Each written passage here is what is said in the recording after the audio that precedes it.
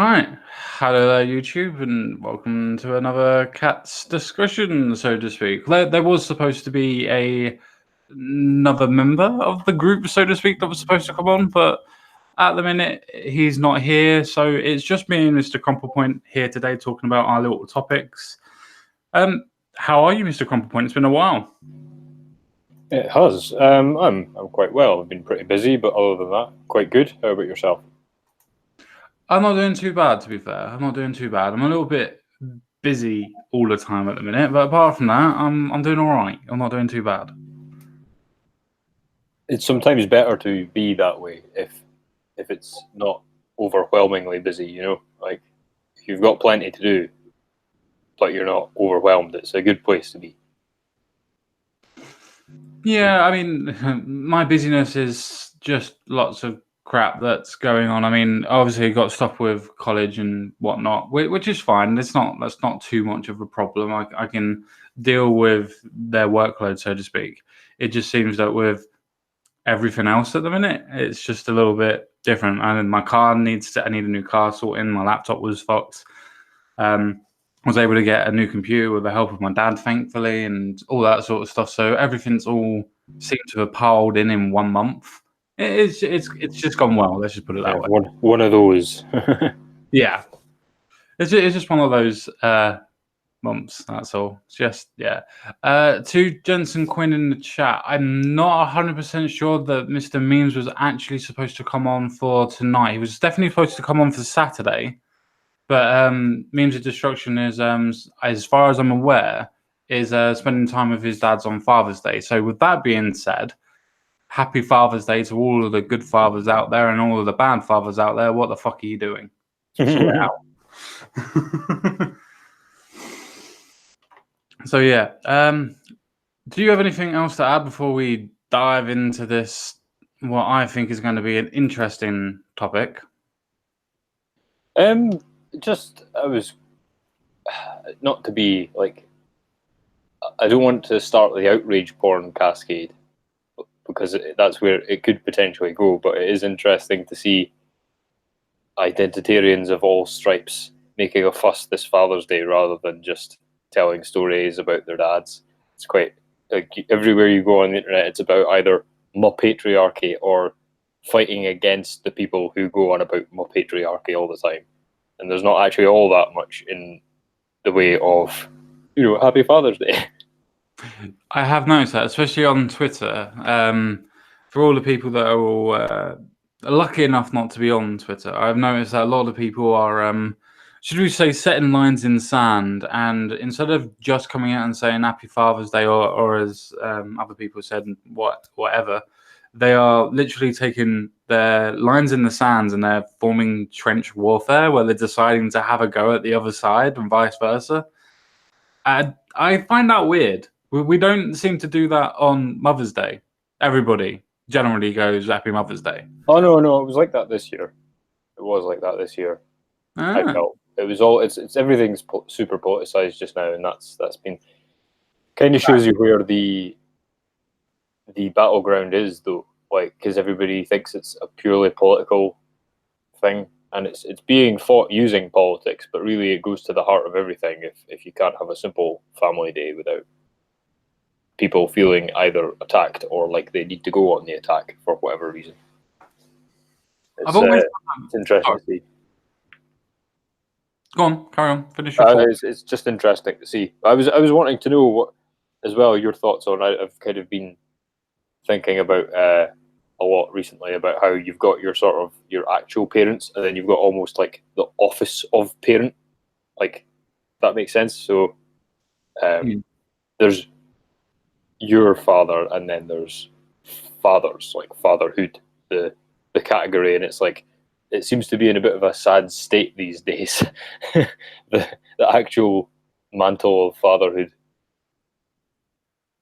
No, I can see where you're coming from. I think that the idea of when people look at their own fathers and whether they have a good relationship with their father or a bad relationship with their father, it doesn't really seem to be what is celebrated or condemned anymore. It's not their personal relationships.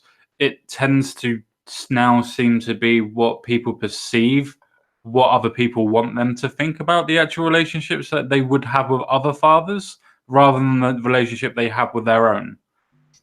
It seems, well, to me anyway, it seems very interesting because you have yourself that can have a good or a bad relationship, but that doesn't mean that you should be politicizing a particular day, for instance, been set aside for Father's Day, that should be about fighting for a father's rights or fighting against father's right or for mother's rights or for this or for that or whatever. Shouldn't it just be the same as when it's Memorial Day for the Americans and V-Day for, Armistice Day for us in the UK, where we remember the actual people that have fallen in every war? Shouldn't it be the same thing for Father's Day, where we remember our own parents, our own fathers, our own mothers on Mother's Day? It just seems, as you say, that everything's now been, forget what I've got, I want to tell you what you should all do, rather than what I do. Yeah, absolutely. I agree. And I've been seeing that play out a lot, and it's quite interesting. I guess it's different depending where you're talking about it, because certain things are more politicized than others, and certain things people will have more abstract discussions than other places. Like, so Facebook, it'll be probably about the actual dad, but elsewhere it might be more vague as a discussion. But yeah, I imagine so. I was just thinking a lot about sort of manhood and masculinity generally in the sad states, and I've been reading a couple of Dostoevsky books, and it's not a humble brag. It's just the fact that a big running theme he's got is kind of insane women and weak men, and since reading that, I've been seeing a lot of the same patterns playing out, because this is like 150 years old, his stuff, and it's like on the weak men theme. I've been thinking about the kind of the state of fatherhood at the moment, and it's kind of like, well, we're in the soy boy generation, aren't we? So I'm kind of worried about the whole thing. Well, we can get into the perceived idea of soy boys later on when we talk about the Joe Brand situation.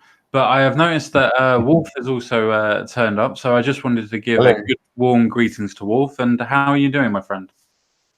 I'm doing pretty awesome. Oh, good. Good. Oh. I'm happy that you're able to turn up. It makes my life a hell of a lot easier. A bit more balanced. Yeah, we were just talking about the idea of fatherhood and Father's Day at this minute in time, and how it seems that a lot of, not everybody obviously, as there's never a hashtag not all that should not be inserted into any conversation, but it seems that a lot of people are now drawing trench lines for one side of my patriarchy to my men's rights issues. It seems to be politicizing the actual situations rather than actually just going Happy Father's Day. Yeah, it almost seems like there's a preemptive sort of strike. I see it on Father's Day, and I also see it on International Men's Day as well. It's sort of like there's almost this preemptive strike. I hear it a lot from, I mean, even though I identify as a sort of men's advocate or whatever, I mean, that's what I do. A lot of my YouTube videos are centered around that. It's I'm sort of critical of it within as well. I mean, I'll criticize that from within, and also there's critiques of feminism that can be made, but the sort of preemptive saying, oh, take that, feminists, International Men's Day, like, oh, feminists are triggered, but it's yeah, no, I haven't seen that. Hit the nail on the head there with what I was kind of. You've put it better than I did. I wanted to kind of frame it that way. Of it's like, because they're expecting the attack, they've like flinched and gone, look, we're under attack, and it's just like, if you just left it alone, you wouldn't be playing their silly game. Yeah, no, that's very, very true. Though, I suppose that's an extremely good segue into our first topic of the day, so to speak, which is street pride. I mean, I have my views on all of this, but let me just pose a question to both of you, and then we'll try and let your views take control before I delve into all of mine and whatnot. Do we think that this is a reaction to Pride Month? Because it's always been the same way for the last 5 years that I can remember. Where every time that Pride Month has come, there's always been the threat of them trying to put on a straight parade or straight pride parade. I find it personally myself, without going too far into my views, quite hypocritical that a lot of people that are advocating for straight pride seem to also be the ones that are advocating to get rid of Pride Month. I find that really weird. What do you guys think?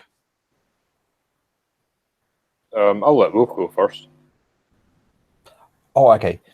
Yeah, I think like this year, this year I was sort of a little bit bitter because I'm sort of from within the LGBT because I'm openly asexual and also bit I don't really want to bring it up too much, but somewhat I guess I use the word abstract transsexual rather than sort of non-binary. That's sort of, I don't really like using that word because it's a very loaded term and people sort of start getting into the attack helicopter things or whatever. But it's just what I call like not really transgender in the material case of changing sex. It's more of a mental thing. But yeah, it's like from within, like the LGBT community has become very, very toxic, and you almost feel a bit betrayed by it. Like especially a lot of people inside the movement, because there's a lot of internal politics. It seems like an oppression sort of Olympics that's going on, and so one of the results is the the asexuals and bisexuals, and I think a lot of trans men, trans women probably as well.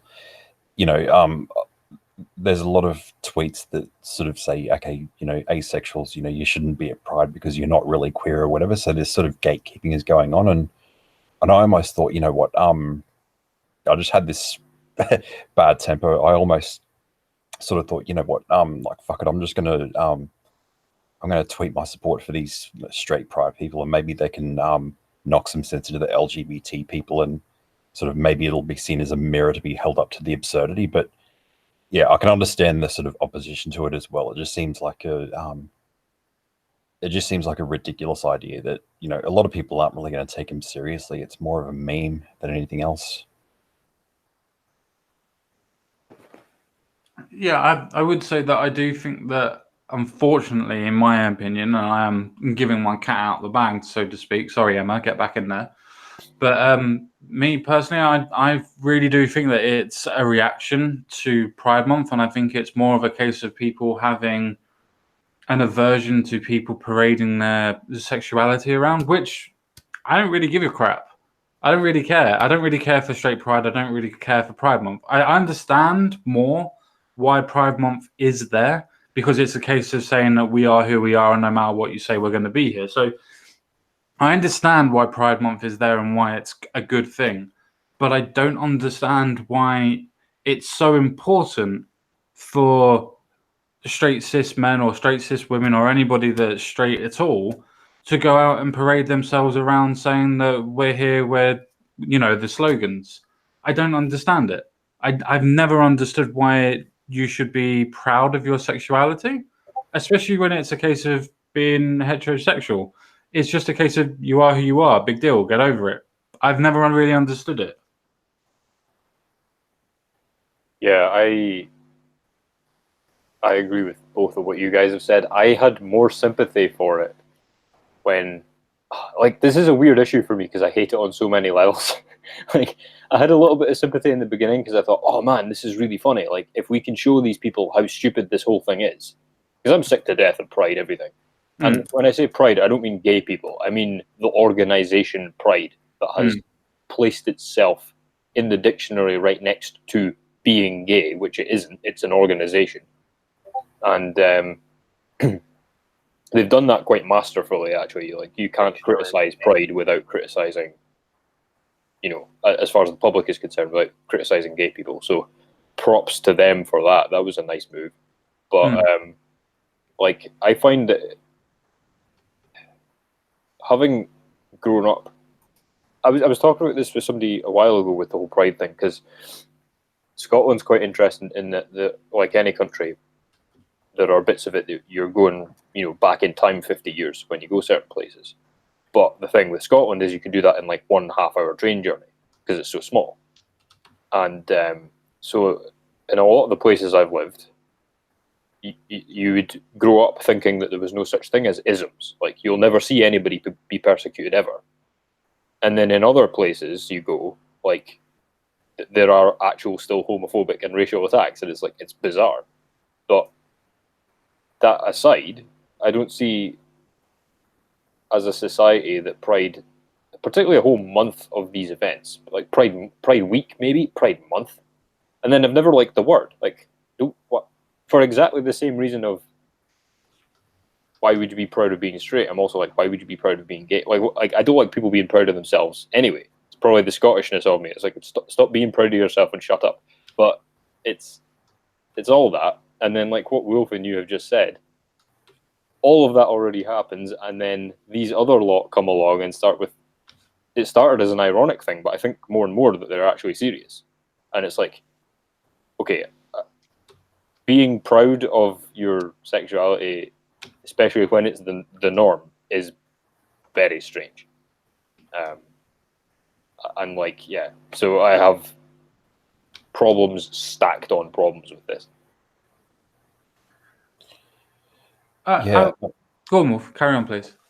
I think there's so many internal problems because I can sort of see it within like being part of the big alphabet soup because if you expand out all the letters, there's a lot more people. There's sort of like I guess the smaller kind of niche type letters like the asexuality. That's not a common thing, and because I remember growing up, and then you face that homophobia because people used to assume, okay, then because you don't seem to like girls, therefore you must be gay. They didn't seem to understand the possibility that someone's not into either sex. It just wasn't really in the discussion. So I think the advocacy, or at least the awareness of that, was an important thing, that people know sort of what these people are, just so we can remove the stigma. So I mean, I also see the understanding of pride as just being the opposite of shame. So people who've been shamed by, let's say, like religious fundamentalists, or it could be parents or whatever. I mean, that's the sort of purpose of it. But I think there's the ultimate betrayal that's really happened sort of within the community, because there's so much,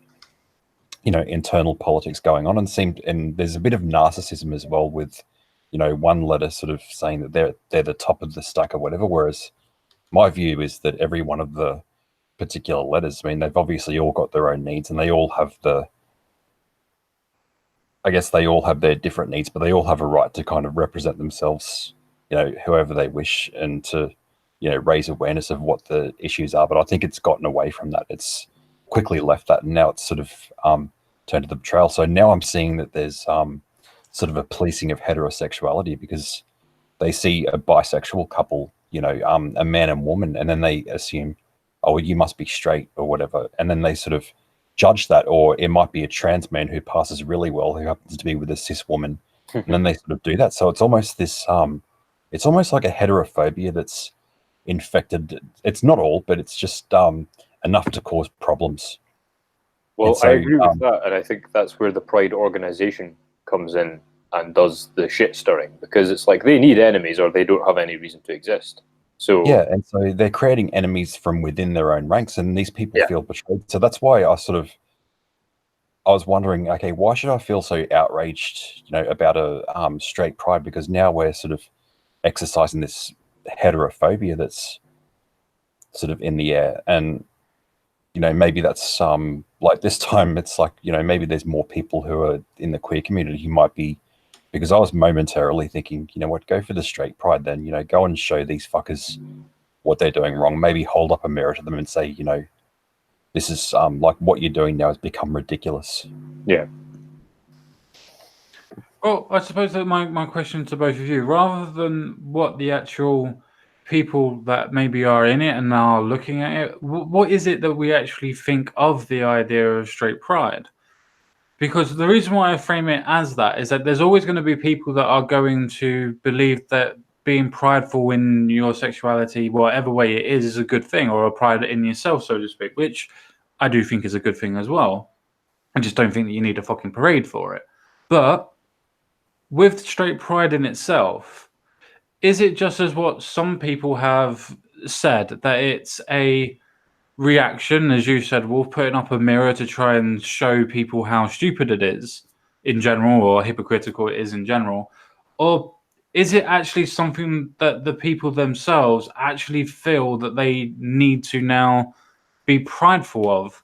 Because without going into the whole Christian and religious thing in general, do we not see how that this could be possibly, and yes, it is a hypothesis, I'm not sure if this is actually happening or not, but how it could be grabbed by the religious and then pushed as a way of trying to say, I don't know, county deputy sheriffs in Texas saying kill all transgender people and it being attributed to something like straight pride?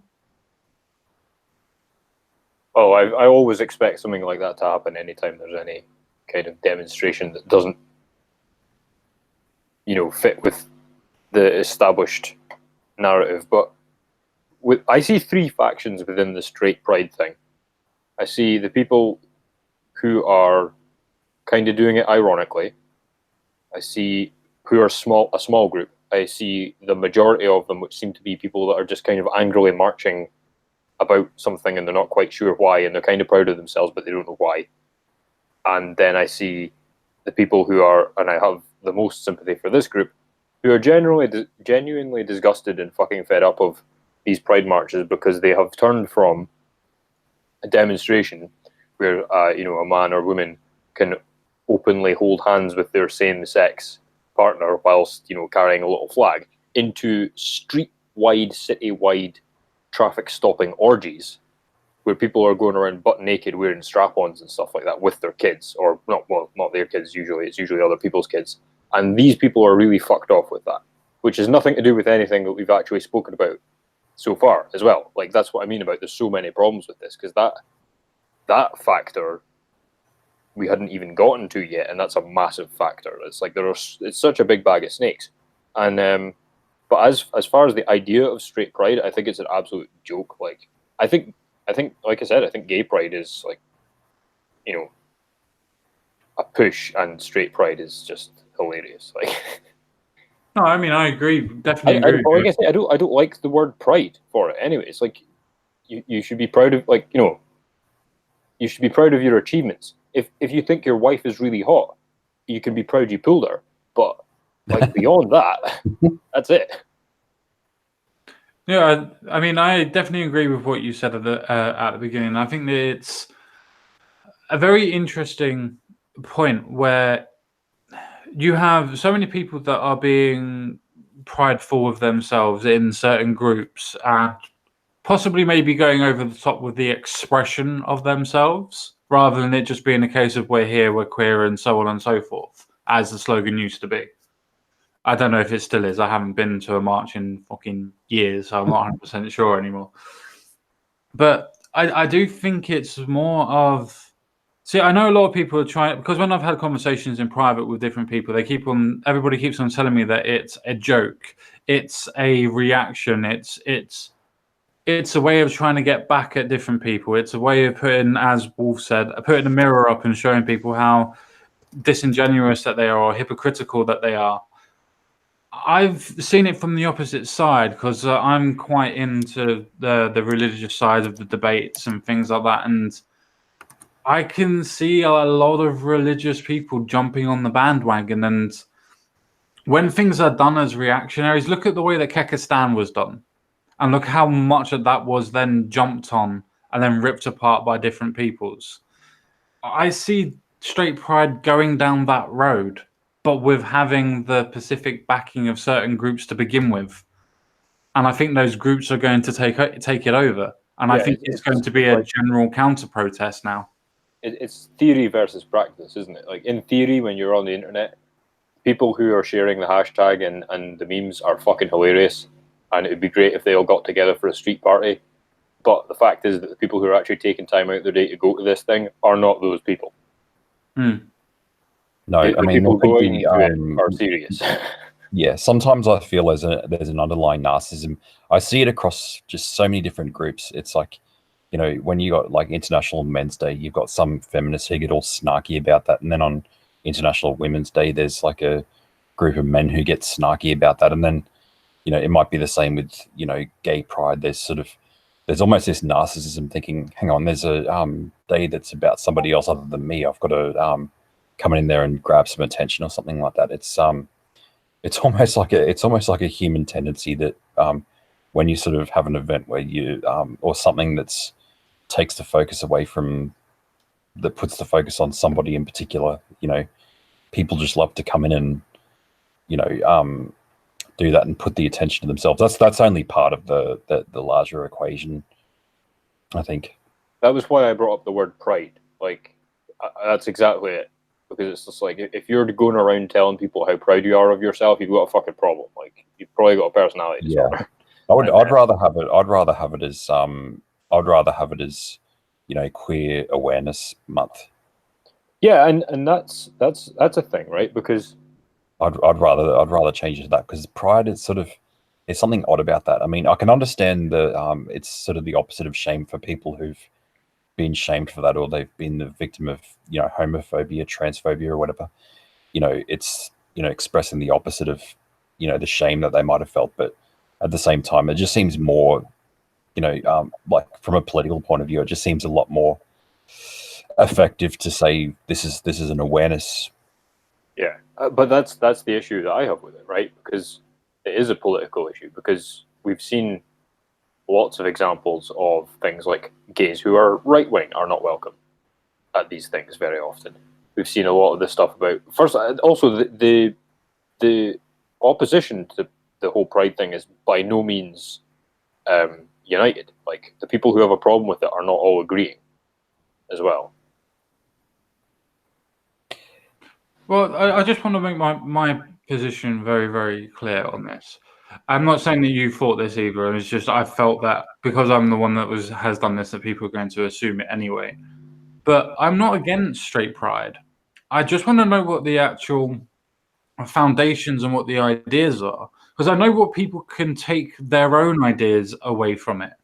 But I want to know what the organization itself has decided to go against or go for, or why it was created in the first place.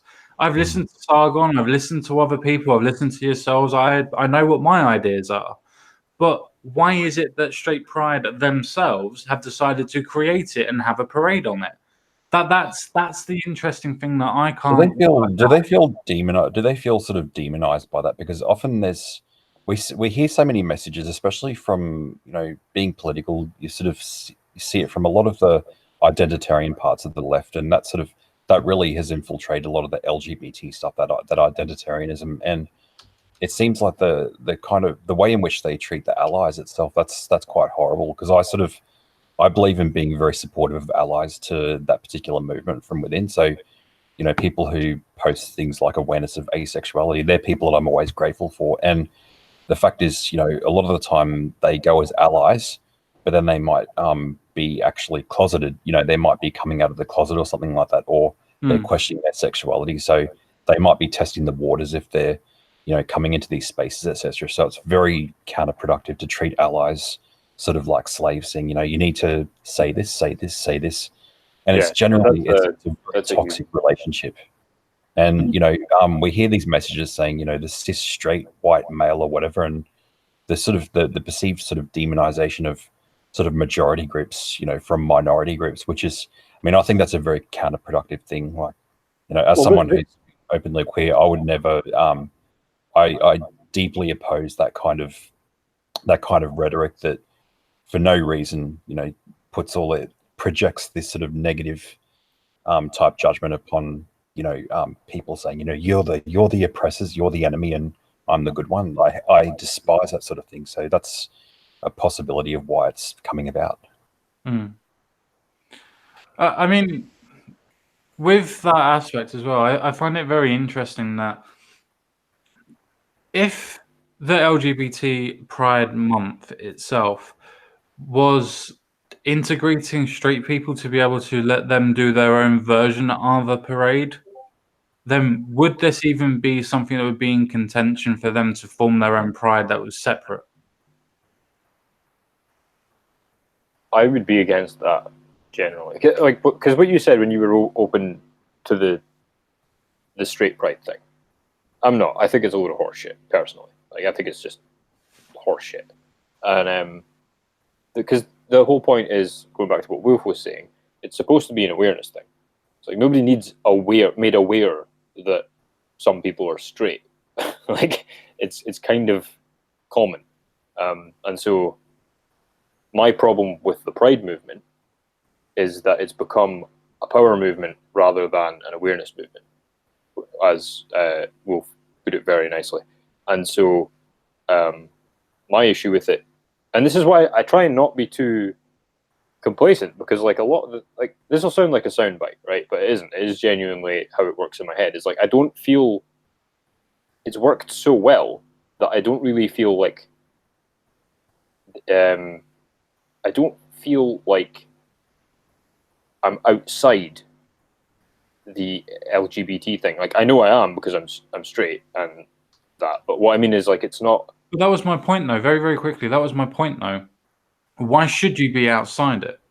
Because I'm not trying to say that you should be prideful of what you are and who you are and whatnot. But my point was, why is it that the LGBTQI plus people have made their community where it's them versus? Surely, if they wanted it to be a case of all inclusive, shouldn't they be including straight people in their own pride anyway? Well, that's exactly my thing with it, right? Because I feel that first, like, homosexuality and the rest of the letters have been so well integrated into culture that it really doesn't need to be shouted about anymore. Like, that's not the same as saying they need to shut up. I'm saying it just doesn't need the same push it did in 1950. And the other thing is that it should be an awareness thing. And like, a lot of the problems I have with Pride are that, as you have both said, they're not about awareness and they're about attacking people. And the thing is, somebody was saying, and this could be a horseshit statistic, but I know it's still a very high number. There's there's a 1 in 2 chance of black homosexuals in America getting AIDS, and nobody will talk about it. And then there's massive problems in gay relationships of domestic abuse. Nobody will talk about it. Like, all these issues within, I don't know what the culture, the group, the movement, whatever. That all these issues that could really help individuals if people were to talk about them, particularly mainstream people. And it's like, not only are mainstream people not allowed to talk about it, but you'll actually be excommunicado from the Pride movement for talking about it. And it's just like, well, what is it now then, if it's not talking about these things? Well, see, that's something that interests me greatly on both straight pride and the idea of, as you quite rightly pointed out, some of the statistics, whether they're right or wrong by the actual statistics, the idea behind them is actually correct. That there are a lot more domestic abuse in same-sex partnerships. I believe it's higher in in lesbian relationships, I believe, but I don't have the statistics in front of me. But either way, doesn't matter about that aspect. Crumple Point brings up a massively important point, that if it was not about the politicizing of my group's better than your group, and it being an activist group, as in trying to advocate for better relationships and better ideas and better situations for the people that are inside the group, then why is it that they are not talking about these issues? It's the same thing when gay rights, at least in the UK, was prevalent.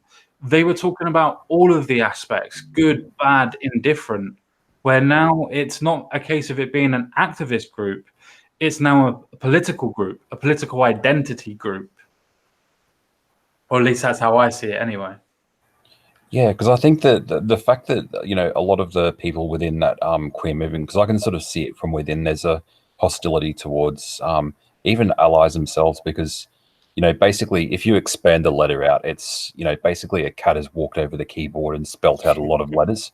That's what it seems like. But then, there are actually 2 A's in the alphabet. There's one for asexual, so that sort of applies to me, and then one for allies. And I keep sort of saying, allies, let's make them, a part of the movement, to have them integrated. But some people say, no, allies do not belong.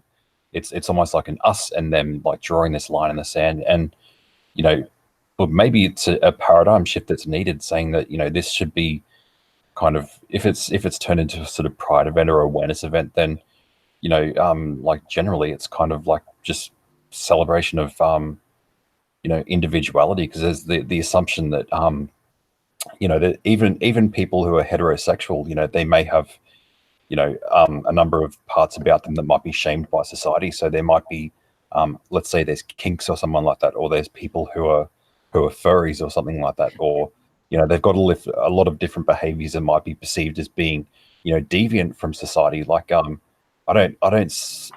don't understand the sort of reaction against heterosexuality being part of the community or being integrated into it, because that would help everybody. I mean, that's sort of showing that everyone's walking together in unity, like regardless of.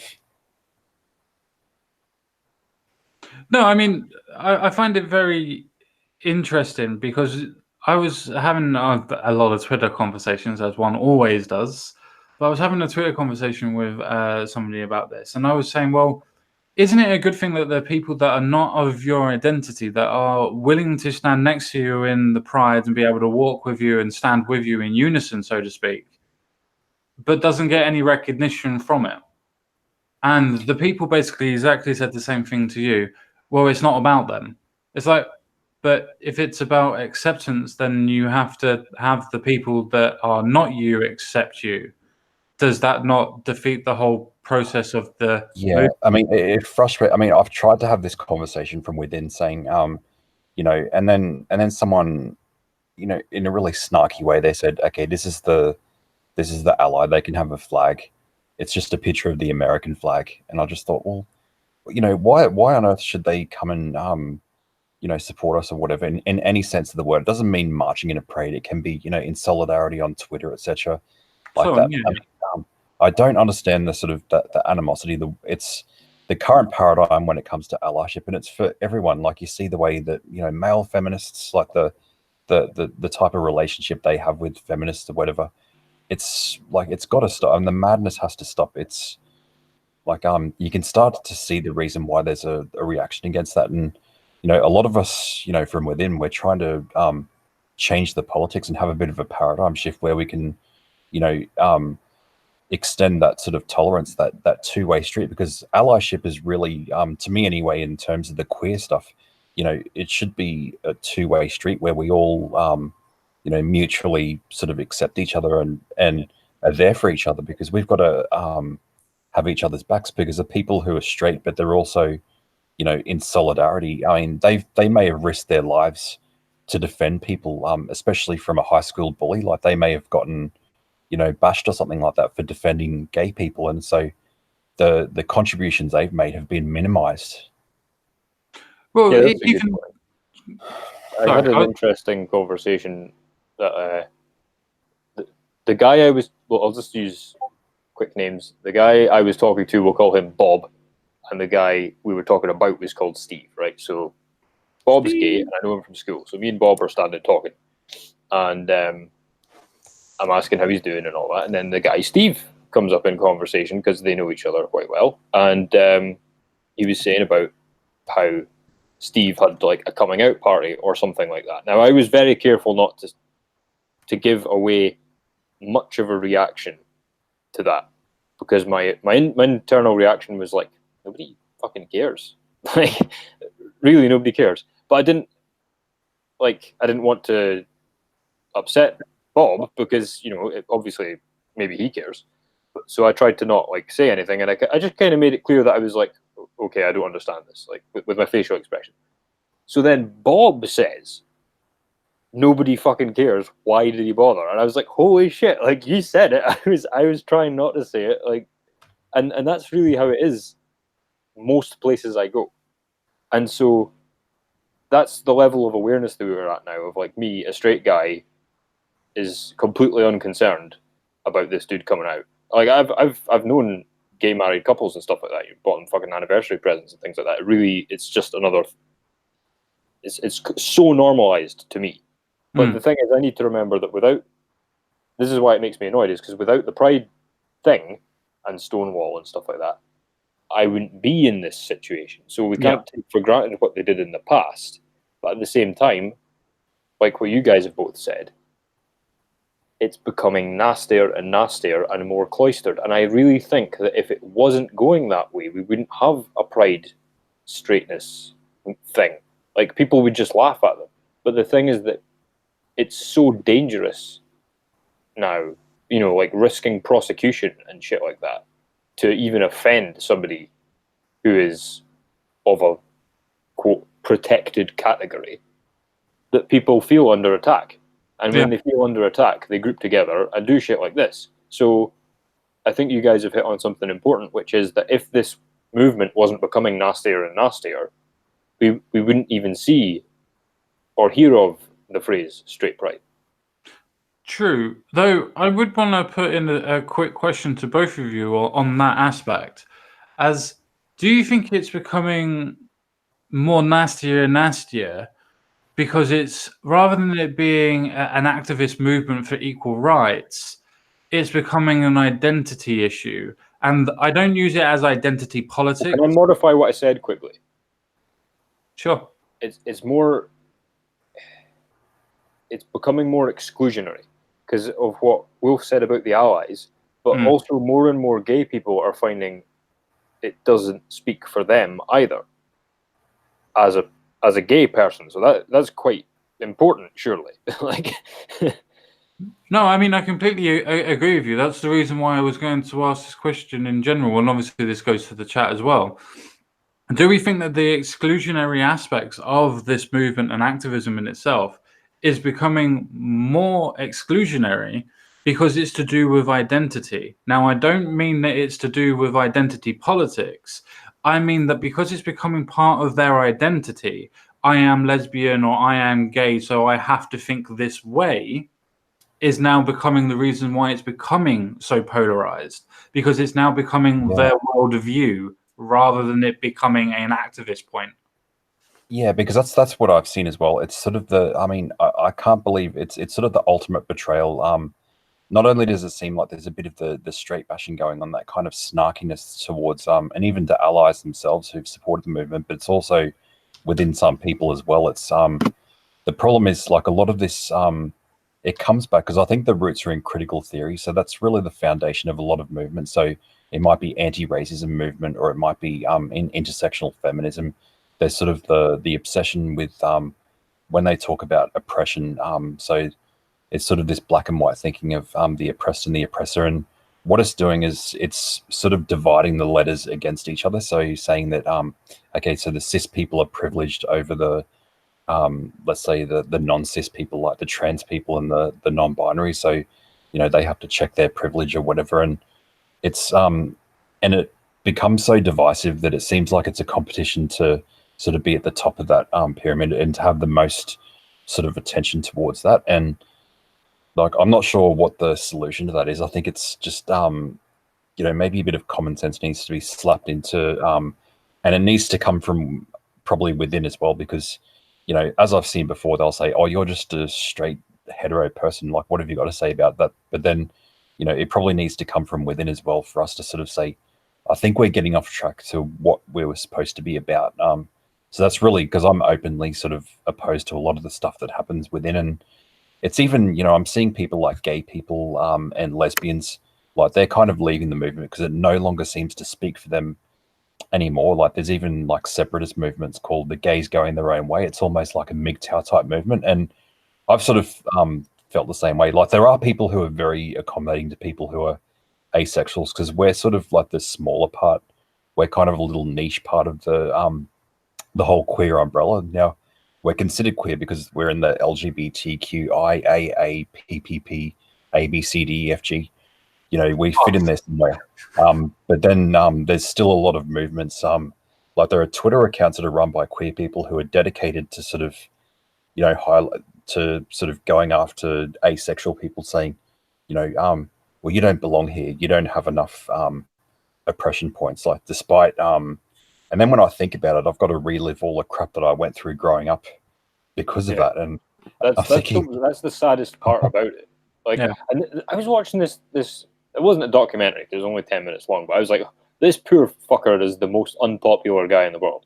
It was a black American dude living in the Midwest who was gay, married, and a Trump voter. It's like everybody fucking hated this. He couldn't fit in with any particular group of people, and it was like he was talking about the fact that the identitarians in the black community had exorcised him because he'd voted Trump. the identitarians in the gay community had exorcised him because he'd voted for Trump. The Trump voters would exorcise him for not being extremely pro-Trump MAGA hat wearing enough, and this guy just could not get a break. And I laugh, but it's sad as fuck, right? And like what Wolf just said, it's like they're getting from the people who should be backing him up the same shit that they were getting from society at large 20, 30 years ago. And the worst part about it is I, as a straight person, have noticed in my very short lifetime, I'm only 25, I've noticed in the last sort of 4 years or so, I've gone from treating gay people completely normally to the point where like it doesn't register, as in I would make a gay joke or a straight joke, I don't know, like I would make a joke and not think anything of it. And would allow, like, I would want them to do the same, you know, just normal mate shit. And it's gone from like just totally normal human relationships to, unless I have known the person for like 10 years, I won't say a damn thing around them now, because there's nothing you can say that won't put you in some god-awful either awkward social situation or, because I live in Scotland, a legal one. Yeah, I mean, that's where I was trying to go through. With this straight pride, I'm not 100% sure if it's to do with the aspect of being a reaction to pride in itself, or whether it's a group of people that have decided to come up and try to say that we need to be prideful in being straight to try and counteract the activists of the left, so to speak.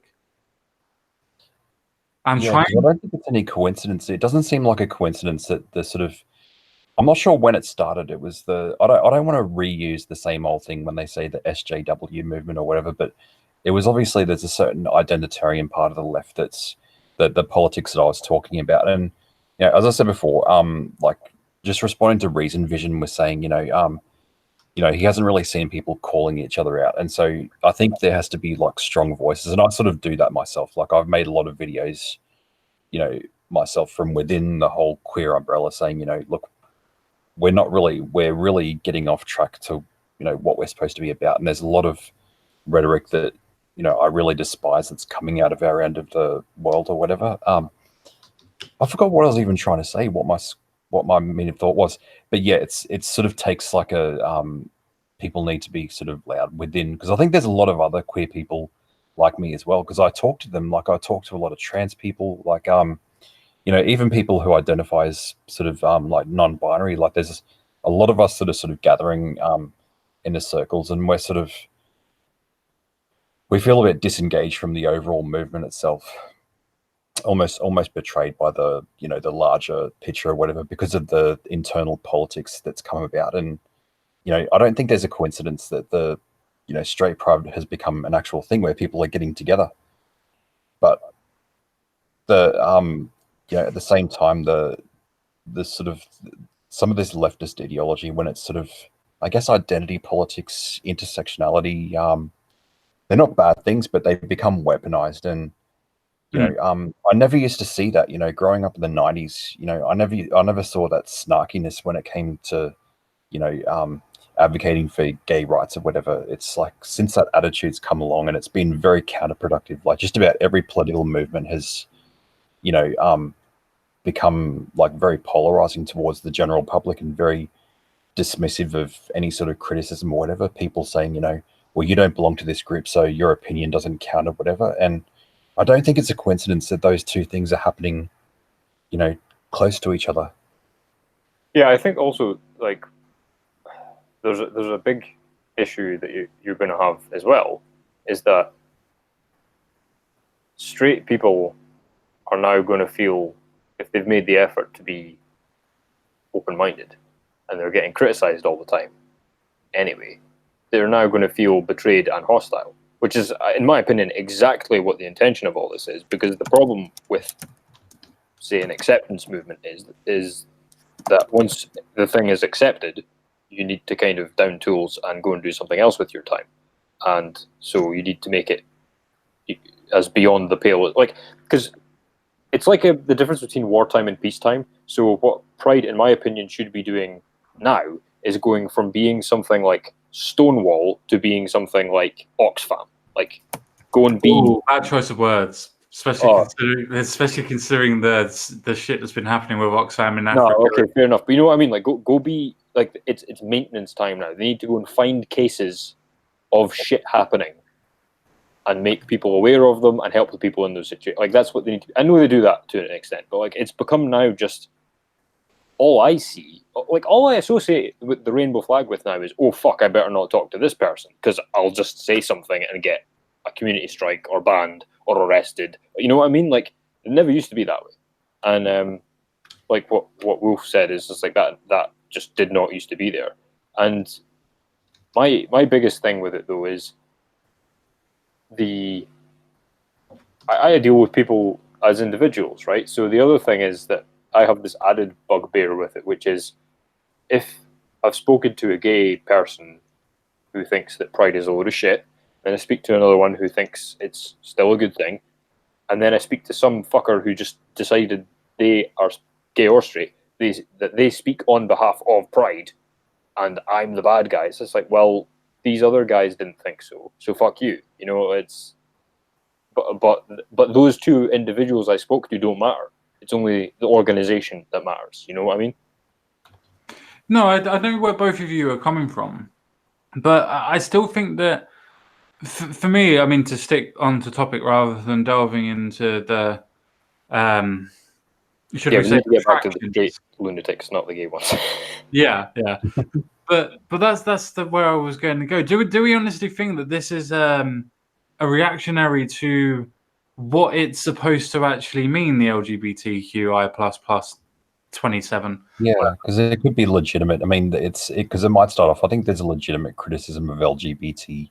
There's people who are sick of being sort of lectured to and sort of walking around. Because I've openly said, like, when I've made my videos saying, you know, look, if you want to be like, you know, being a good ally, just don't walk around eggshells when it comes to, you know, someone like me and just assume that, you know, oh yeah, this dude's asexual, so I better not have a sex joke at the table. I just said, look, you just be yourself, and you know, and just don't assume that we're going to be, you know, asexuals in particular, that we're prudish, or because people who know like the way that I meme or whatever, they know that I'm really, really bad. Like I've got a very dank sort of thing like that. And Yeah, like that's what it used to mean though, eh? Like it didn't matter what group you were talking about. Like if it was women, it was like, hey, well done, you're in on the fart jokes now, congratulations. And if it was race, it's like, well, I'm expecting a cracker joke in return. You know, like, you know, we're just equals now. Like this is how it's going to work. I make fun of him for being a baldy bastard.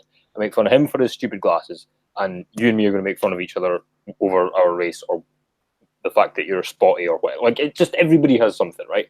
And it's not just humor. That's It's the point of humor, isn't it? That we pick on the differences. but it's not just humor. It's like as well, like what I was saying about, you know, when I was talking about like the gay couple that had an anniversary, and I just treated it as if it was a straight anniversary. Like it didn't occur to me not to treat it as a straight anniversary. Like it just didn't occur to me. And so now it's gone completely the other direction, where it's just like what Wolf just said. It's like it's now the other thing of, oh, I better not talk about this. In fact, I'm not going to say anything. I'm just going to just quietly nod.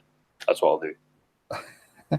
Yeah, and in the end, that actually makes it harder for someone like me who's, because I honestly I wouldn't even know anyone within my circles who's queer. Like most, I mean, yeah, there are a lot of people. Just about everyone's queer these days in some way. Like a lot of people are bi or gay or whatever, but you know, there's no other like asexuals that I know that I'd really talk to, because you know that's the only thing we'd probably have in common. Like most of my time is just spent with people in probably differing political persuasions, because I'm really sort of firmly on the left. Like, and most of my friends, like for whatever reason, I tend to have a lot of friends who are libertarian, right wing.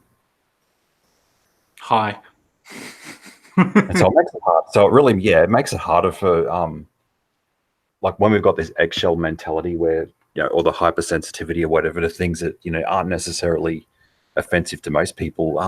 You know, I just think, can those people just shut the fuck up? And, you know, because you're making it harder for the rest of us to get along with the rest of the world who just want to enjoy the world. Yeah, and so that perfectly goes in with the straight thing, because I am trying to get back to I'm not saying that everybody else isn't. It's just common sense wanted to get back to the topic. But the problem is that with the straight pride thing, there's so many issues at play that it's really difficult to fucking talk about. But I think that this is what makes me annoyed and saddened about it, is the fact that the thing we all don't like about what's happening is the change in language, the change in character, and the attack mentality. We don't like those things. So now what we've seen the general public do is say, hey, we don't like those things either, so we're going to do them. Like, I take it as a massive loss that people are even bothering. Like, taking time out of their day to go and march down the street about being proud of being straight. Like, what the fuck are they doing? Yeah. No, I completely agree with you. I mean, the reason why I'm a little bit, well, I'm quite a bit against it. I don't see the point in it. But the reason why I don't see the point in it is because you are complaining about the identity politics that is going on in the world, but by trying to counter that, you're playing into the identity politics. Exactly the same thing as the Father's Day. Exactly. Thing. Sorry, one at a time. Yeah. I was just saying, it's exactly the same thing as the Father's Day thing that we spoke about earlier. It's like, nobody said anything, and then from nowhere, it's just like, hey, feminist snowflakes. It's like, what? Nobody said anything. Stop it. Yeah. No, I'm completely not with you. I appreciate that a lot of people think that this is a reaction to Pride Month and people are happy because they think it's a joke.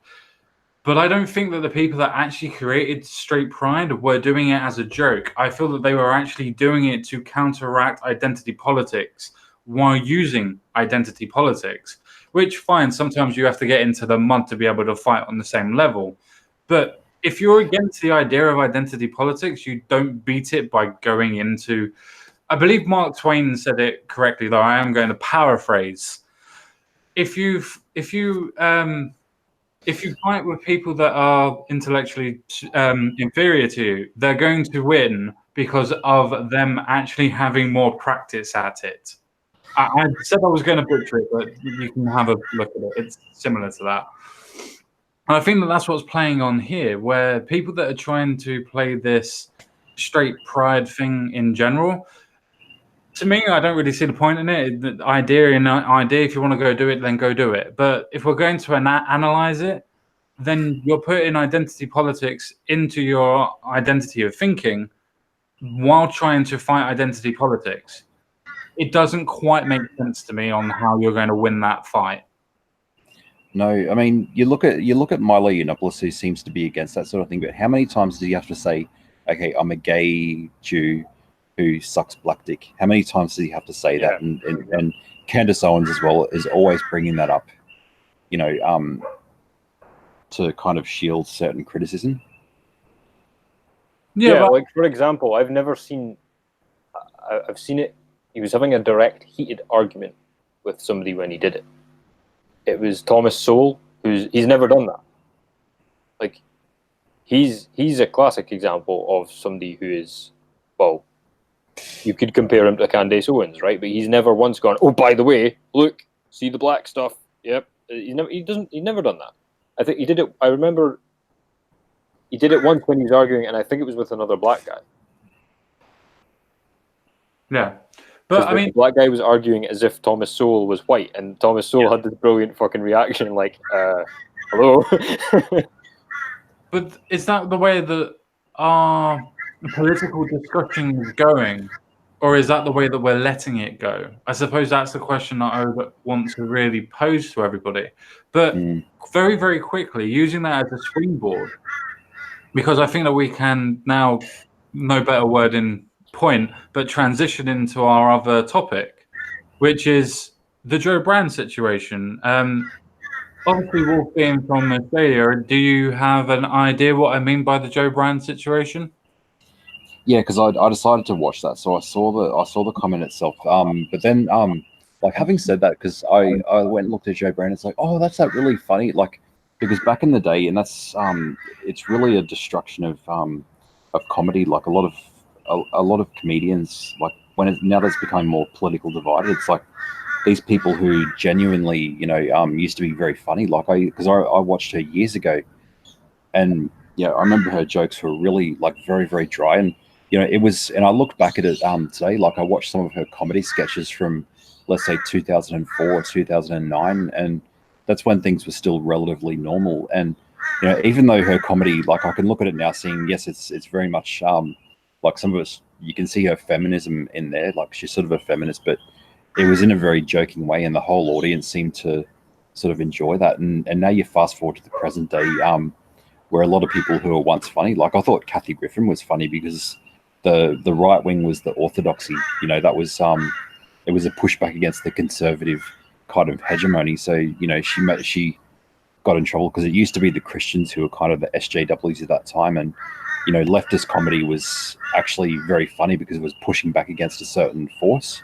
Yeah. And now my fear is that comedy is sort of seated towards the not necessarily the right, but maybe the people who might not be political, or they might be a little bit more right wing, and they're the ones who seem to be, you know, pushing the boundaries in, because that's what comedy is. It's the pushing of boundaries and things that are taboo, and that's why you know, comedies it doesn't seem as funny when it's coming from a further left. Like you're looking at someone like Amy Schumer or Lena Dunham seem to be the like I've watched her shows now, and I thought, what a deterioration. I mean, because she was actually quite funny on her Comedy Central roast days. Like she had some really good jokes, but now it's basically I had my period, and then the audience laughed, and then she says, oh yeah, my period, menstrual blood. Yeah. I mean, what I'm going to do is I'm going to quickly play the actual clip in its context, which was from BBC Radio 4. And I just want people to realise that it was said as a joke. Before we go any further into the condemnation of people that are supposed to be free speech activists and whatnot, I just want to show what's actually been said. So before you play it, yes, just to address the point asked about discourse, I think that it's more than just a political thing. I think it's actually the language of the time as well, and that's a problem. And that's because these intersectional Marxist lunatics have had control over the education system for decades, and then the political system for less, but still decades. And so now what's happened is the only way that people know how to speak is in these slogans and these identitarian paradigms. And so people who ordinarily would never have done so are now getting caught in the trap of doing it, aka straight pride, and other such things. And so, yeah, and the comedians are not immune to this either. And so they're now doing it too, because it's all people seem to know how to do. But it's like a massive, this has been like a tide that's been coming in for ages, and we're just seeing it now, and it's affecting everything all at once. It's not just a political thing, in my opinion. no, I mean, I completely and utterly agree. I don't think it's actually, no, I do disagree. I do think it's actually to do more with a political thing, because I think it's a case of if it's somebody that's said on the right, then the left lose their shit. If it's somebody that's done on the left, then the right are losing their shit, because it's not about what's being said, believe it or not.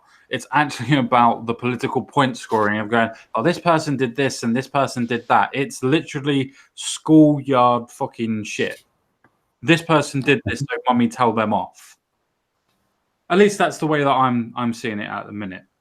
I'll try and play this. Let me know if anybody can hear it. I think it's a bit low. A milkshake when you could get some, I'm kind of thinking, why bother with a milkshake when you could get some battery acid? That's just me. It's not, I'm not going to do it. It's purely a fantasy. But I think milkshakes are pathetic. So I don't know how anybody else cannot see from that context, from when it was first said to how it's anything but a joke. But yet I have seen people like Nigel Farage and a couple of others that are on the right wing, so to speak, if you want to call him that, if you want to fall for the newspaper trap, and others of that ilk that are free speech activists that are going, the police should be assessing her and should be going after her because it's clearly incitement. Well, this is an interesting thing, right? Because it depends who's saying it, doesn't it? Because if Nigel Farage is pissed off and coming out against this, well, he's the one getting shit thrown at, right? And this is a woman who is on the winning side, so to speak, you know, because she's part of the establishment. She works for the BBC. She's a feminist. She's a woman. All that shit, and she is allowed to say things like this at a time when it's happening to him, and at a time when we have rampant acid attacks and stuff in this country, and at a time where he's just had this attack happen to him. And so I think that he is allowed to have a raw nerve about this, and other people who, like Sargon and stuff, people who've actually been mobbed by these lunatics, I don't have a problem with them being fucked off and outraged about it, right? But as you say, too many other people are now using this as an excuse to be offended. And it's like, no, you weren't the one offended. You didn't get the milkshake poured on you. You've not been attacked by Antifa and all that sort of shit. So, and it is, like you say, it's clearly a joke. It's on a show where the whole point is to be pushing the boundaries of what you're allowed to say.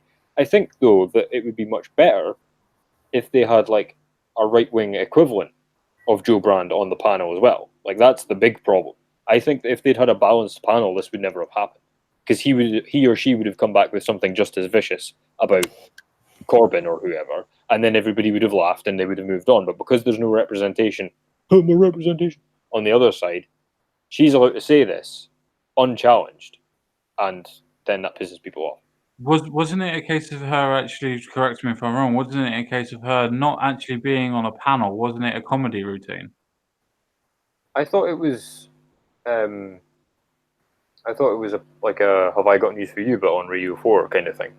No, as far as I'm aware, it was her talking about her different comedy stuff on BBC Radio 4, admittedly, but it wasn't a panel show. It was her talking about aspects of what she's doing and everything else like that. Well, fair enough. Then I would just change my comment to say that instead of a balanced panel, it should be a balanced, station. Sure. That's a different argument in general, and I can understand where people come in with the BBC and Sky News and how the hypocrisy has come. But my point is not with them, because I know that they're going to be fucking hypocritical anyway. My point is with people that are saying that what Joe Brand has said is incitement. Okay, no, then. it's clearly not. By the way, that's yeah. I was making an excuse for people being like Farage and Sargon and stuff being pissed off about this, but anybody saying this is incitement is full of shit. I mean, she says in the quote, and it's clearly a stand-up routine, as you say. Sure. Like, it's just disingenuous beyond belief that people are doing that. And if you're going to get involved in that kind of thing, you're actually part of the problem. You're not helping fight these people at all. No, I completely agree. That's the reason why, with Nigel Farage, the reason why I pointed him out completely wasn't the fact that he was pissed off with the situation and everything else like that, which, again, has every right to be. But his actual comment on Twitter was, she should be investigated for incitement. Yeah, I think it's not something that's really happening in a vacuum, because I'm reading what Memes of Destruction has written. So it says, like, context doesn't matter according to Dank's ruling. So I think that might be referring to the Count Dankula. So that was the dude who had his pug, he trained his pug to do some sort of, salute or whatever, and that turned into a huge deal. And I think that people who are sort of pissed off at that, and I think it's ridiculous that, you'd be in prison for like a sort of, just a joke like that. Yet, people who are sort of, obviously angry towards that, now they're going to, target people on the other side who probably would have called for, Count Dankula to be in prison. Like, you see a lot of people sort of on the left who they took delight in, seeing him sort of, face charges or whatever. And the other shoes on the other foot, they sort of, I guess it's a matter of tit for tat. It's kind of a revenge, I think. And it seems to be like there's a lack of consistency in humor, because I've seen it on the internet. We tend to interpret humor, according to what side we're on, not so much, based on the principle itself. Because, you know, you've seen so many people like the Saga Knights, like some of those fans are very much Snowflakes. they're very much snowflakes. You know, they're always saying it was a joke, it was a joke, it was a joke, it's just a meme, it's just a meme, it was a joke. And I'm thinking, okay, fair enough. But when the shoe's on the other foot and they That's see a my point. feminist making a joke like they're drinking, you know, male tears or whatever, or kill all men, then they say, oh, this person must be investigated. They're inciting hatred. And it's like, you don't get, and the other side does the same thing as well. It's like, you don't get to pick and choose, you know, how you interpret a joke when, you know, based on what side you are. Like, there's got to be some sort of consistency. No, I completely and utterly agree with everything that you've said. The only thing that I would put in there is when you have that I use Nigel Farage, and obviously most people know that I support Nigel Farage and most of the stuff that he does, but I'm against him on this aspect. Because if what Joe Brand said could be classified as incitement by his definition, not by anybody on the panels, then when he said that if they don't sort out Brexit and do it properly, then I'm going to pick up a rifle and go marching in the streets, that in itself, even though I know it's a joke, even though I know he was being hyperbolic in that situation, he was trying to put an image of him being a metaphorical fighter for the freedom of Brexit, so to speak. I know all of that. But then if context doesn't matter and it's what I think and what I feel, then guess what? You are now inciting people to pick up rifles and start shooting people for Brexit. It's not one rule for one and then one rule for another. It is free speech is for everybody, regardless of their political views. Well, as you're aware, I'm a free speech absolutist. Yes. And so I don't have much to say about it because I'm an absolutist. Like, if she had said, go throw battery acid on Nigel Farage, a crime's still not being committed until somebody goes and attempts it. Like, that's my position on it, because I think that once you open the door to speech crime, or whatever the fuck you're going to call it, like, and that doesn't, what I mean is that doesn't extend to conspiracy. Like, if she's giving somebody, like, money to do it, or offering a reward, or engaging in a Twitter chat that's planning on doing it, that's fucking different. Like, that's a conspiracy. But just what they call incitement is like, nah, fuck, I don't care. Like, it was just words. Nobody was harmed if nobody acted on the words. But and I know not everybody holds that opinion, that's fine. But anyway, so like the other thing is this is a huge communication problem, because you can't tell what anybody's actually saying because it's all happening through the lens of the news and the internet and shit like that. So like, you, because you know me, if I had said she should be investigated for incitement, you would know that what I was doing was I was cracking a joke, saying, like, because of Dankula, surely the correct legal procedure is to now have her investigated. And because of Sargon, surely the correct legal procedure is to have her investigated. That's not the same as me wanting her investigated. It's me being, as you said, hyperbolic. But the thing is, nobody can fucking tell whether people are joking or being hyperbolic or snowflakes or trying to score a political point or trolling. Nobody can tell. And we're having big, proper, serious discussions or discussions about big, proper, serious topics based on stuff that we don't know how it was intended. We don't know what the person's tone was. We don't know whether they're serious or not. We don't know whether they're a troll or not. And it's like the whole thing's fucked. Nigel Farage might not have even been serious. Yeah. No, he's been on telly and said that he thinks that it's a form of incitement and she should be investigated for it. Yeah. Which is why they're doing the police investigation and why Sky News. It does sort of beg the question, like, is it a matter of so the people who are sort of wanting her investigated, like, is it sort of a matter of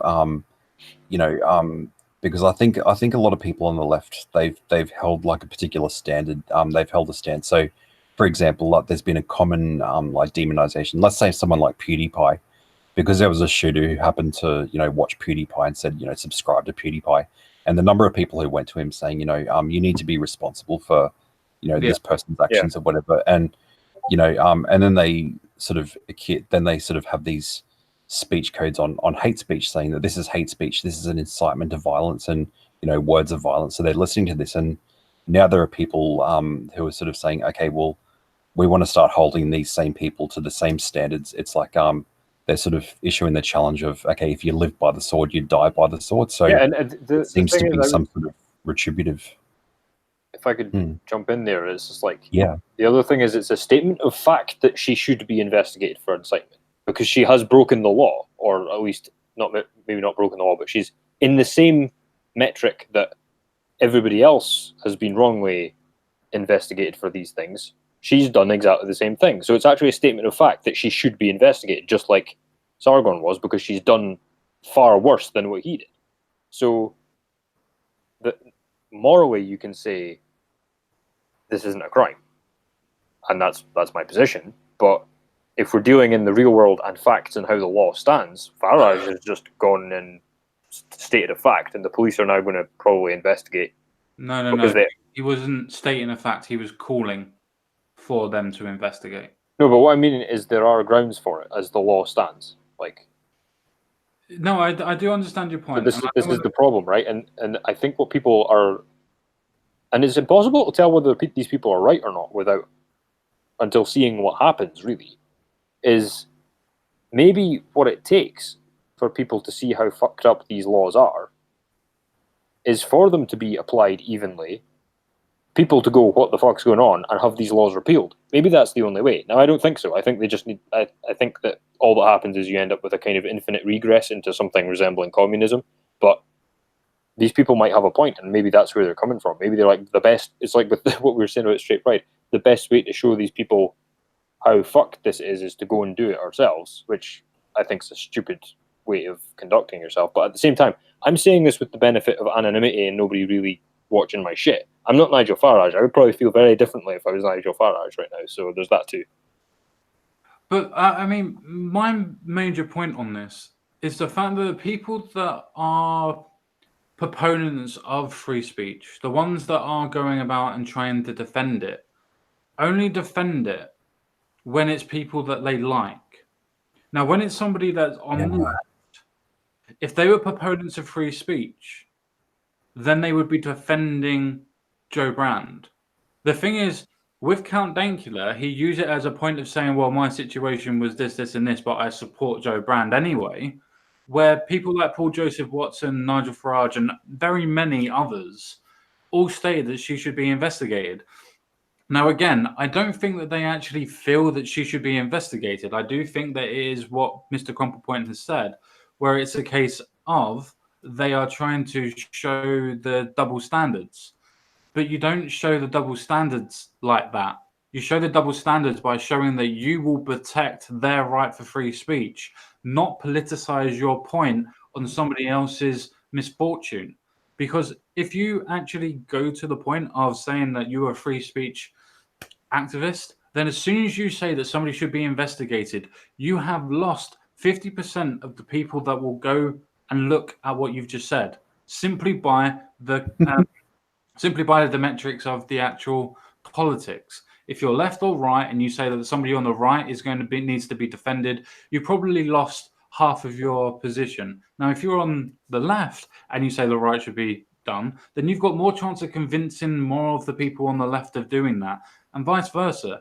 All they seem to be doing is creating more division, and that means that when it happens back to them again, that nobody's going to want to try and defend them on the opposite side. Well, it's this constant doubling down. Like, you've hit the nail on the head. It's constant doubling down. Nobody is going, you know what? Let's actually say what we think. Everybody is going, how do I appeal to my base?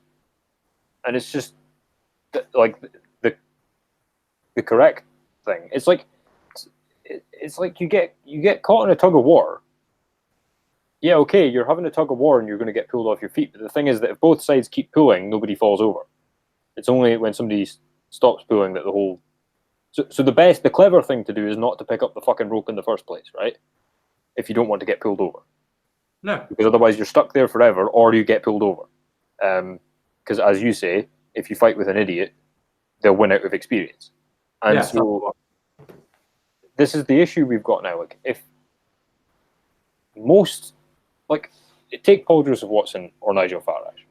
If their position, and this is their position, that most people in the country think the way they think, most, then what they should be doing is standing up for what they think, not trying to punish their political enemies. Because that's all people are seemingly attempting to do. And you see this with what we were saying before about the nastiness of identity politics now. People are just trying to weaponize the legal framework to smash their political enemies. They're not concerned with actually getting anything productive done. And the productive thing to do would be to keep advocating for what you advocate for, and then you not convince stand people up for Joe Brand, but you want it for everybody rather than just your side. yeah, exactly. I mean, just using this channel as a quick example. I mean, don't get me wrong, I haven't got that many views and I'm not that bothered about it anyway. But we had, when we were talking about straight pride, we had around about 11 to 12 people watching at the time. As soon as I've started to talk about the fact that Joe Brand should be defended, we're now down to 6. Now, that could be to do with timing and people 5. It could now be just because the timing has gone off that way and everything else like that. But that goes to my point that you now lose half of your audience from trying to protect the opposite side when it's a matter of principle, not a matter of politics. I don't like Joe Brand's politics. I never have done, and I never will do. But does she have a fucking right to speak and joke about things? Of course she does. Am I going to defend her? Because if I don't, and she loses her right to talk, guess who's next? It doesn't take long. This is another thing though, is if it depends what section you're looking at, and I will just quickly say this, and then I want Wolf to talk because he hasn't spoken in a while. But the thing is, like, I reckon if you're a Dankula supporter, right, you're probably fine with this because of everything that happened with like Graham Linehan and what happened to Dankula, and the fact that Dankula is constantly saying, "Look, this is good. Keep at this. Let them say their thing, and prove that offensive comedy is allowed." Whereas if you are somebody like Farage, who I would say is going further and further out of touch, and who also has the baggage of being physically attacked on a regular basis for years, then you aren't going to agree with that position. You're going to agree with Farage's position, which is she should be investigated. And just to be a bit flippant, but I think it is accurate, is like they think they're worried that they're going to lose half of their audience. But what they're actually going to do by doing this is cut their audience in half. So it's like, it's not going to be that half the people will leave. It's just that they'll only be remaining with half of a hard core of people that agree with them because they've just polarized things even further. Yeah, I completely not agree. I'm going to let you say your piece, Wolf, but I'm just going to quickly go. I'm going to point into the chat the Hangouts link. So if anybody wants to come on and talk to us about the way that we feel the way we do about any of the topics. Come on, memes, join us. Exactly. Then people come on and have a chat with us. But yeah, please go ahead, Mr. Wolf, and carry on. Yeah, well, it's because even the milkshake thing, it's a slippery slope because people think, oh yeah, it's just a harmless thing, but then it's going to take one allergic reaction because I've seen a case in a school where there was a kid who died because someone threw a piece of cheese at him, and and something like that's going to happen, and then whenever something happens like that, so let's say it's like a right-wing sort of terrorist type thing, like the Charlottesville, someone getting run over, it's saying, look, this is the result, like your rhetoric has caused this, you've caused this. And then, other left, are they going to be willing to say, okay, maybe our speech, like, and especially like Carlos Massa, like someone like that who's complaining of harassment, but yet is, sort of saying these things, throw milkshakes. And then someone dies, like, is he going to step back and think, oh, maybe what I did, maybe the speech that I'm using, maybe it wasn't good, because it's sort of, it's almost that rule when saying, you live by the sword, die by the sword. That seems to be the common, that's part of the division. It's because, there's one group who's held a certain set of standards and they've held these judgments, and now they're sort of seeing it on the other foot, and then they're just forcing people to, die by the sword and live by the sword or whatever. So it just takes someone to just stop and, probably someone from outside of that. Because what I mean, people don't listen. We're just small channels. Like I've only got like, what Common Sense guys, like over 1,000 or whatever. And so more people need to be listening to us, because I think that we're telling the truth here. Like, we're just telling these motherfuckers just stop, because otherwise it's just going to escalate out of control, where it's going to turn into a tit for tat. Yeah.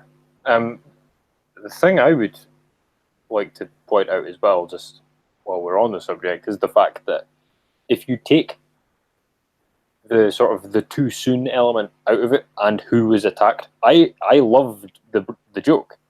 I fucking hate politicians, and I hate this. Oh, let's throw milkshake on them. It's like, what kind of bitch are you throwing milkshakes? Like, milkshakes have just become synonymous with like soy cuck woos people. Like, they just have.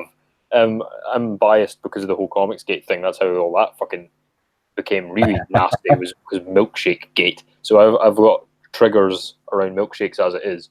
But like, I agree with her. Like, I not agree with her literally, but it's a fucking joke. For the sake of the comedy, yeah, I hate politicians. We should throw shit at them, and don't throw pussy shit at them. Throw something like battery acid or a grenade or something like that. That's way better. Like, I agree with the joke, but it's the fact that you need to take that step back and go, okay, but it was about a guy I like, and it actually could have happened. It's like, well, but I still laughed, and I still agree with the sentiment. But then, so that's the problem. And the other thing is that she said it unchecked and in a position that is disproportionate. So that's why people are pissed off. That's kind of the running theme, I think, with the straight pride thing as well. Is like, had there been equal parts, say there was a Dankula segment on after her or before her, nobody'd care, because everybody's getting it. But the fact is that, and people are also, I think, running to the whole, oh, she should be arrested thing just because it's ironic, which I find sad. Like, the live by the sword, die by the sword thing. Well, what do they mean by that? Jo Brand hasn't called for people to be censored that I can remember, but she was supporting somebody else censoring, these people by throwing shit at them so that they couldn't continue what they were doing. And so people have identified something that's just ironic and are now calling for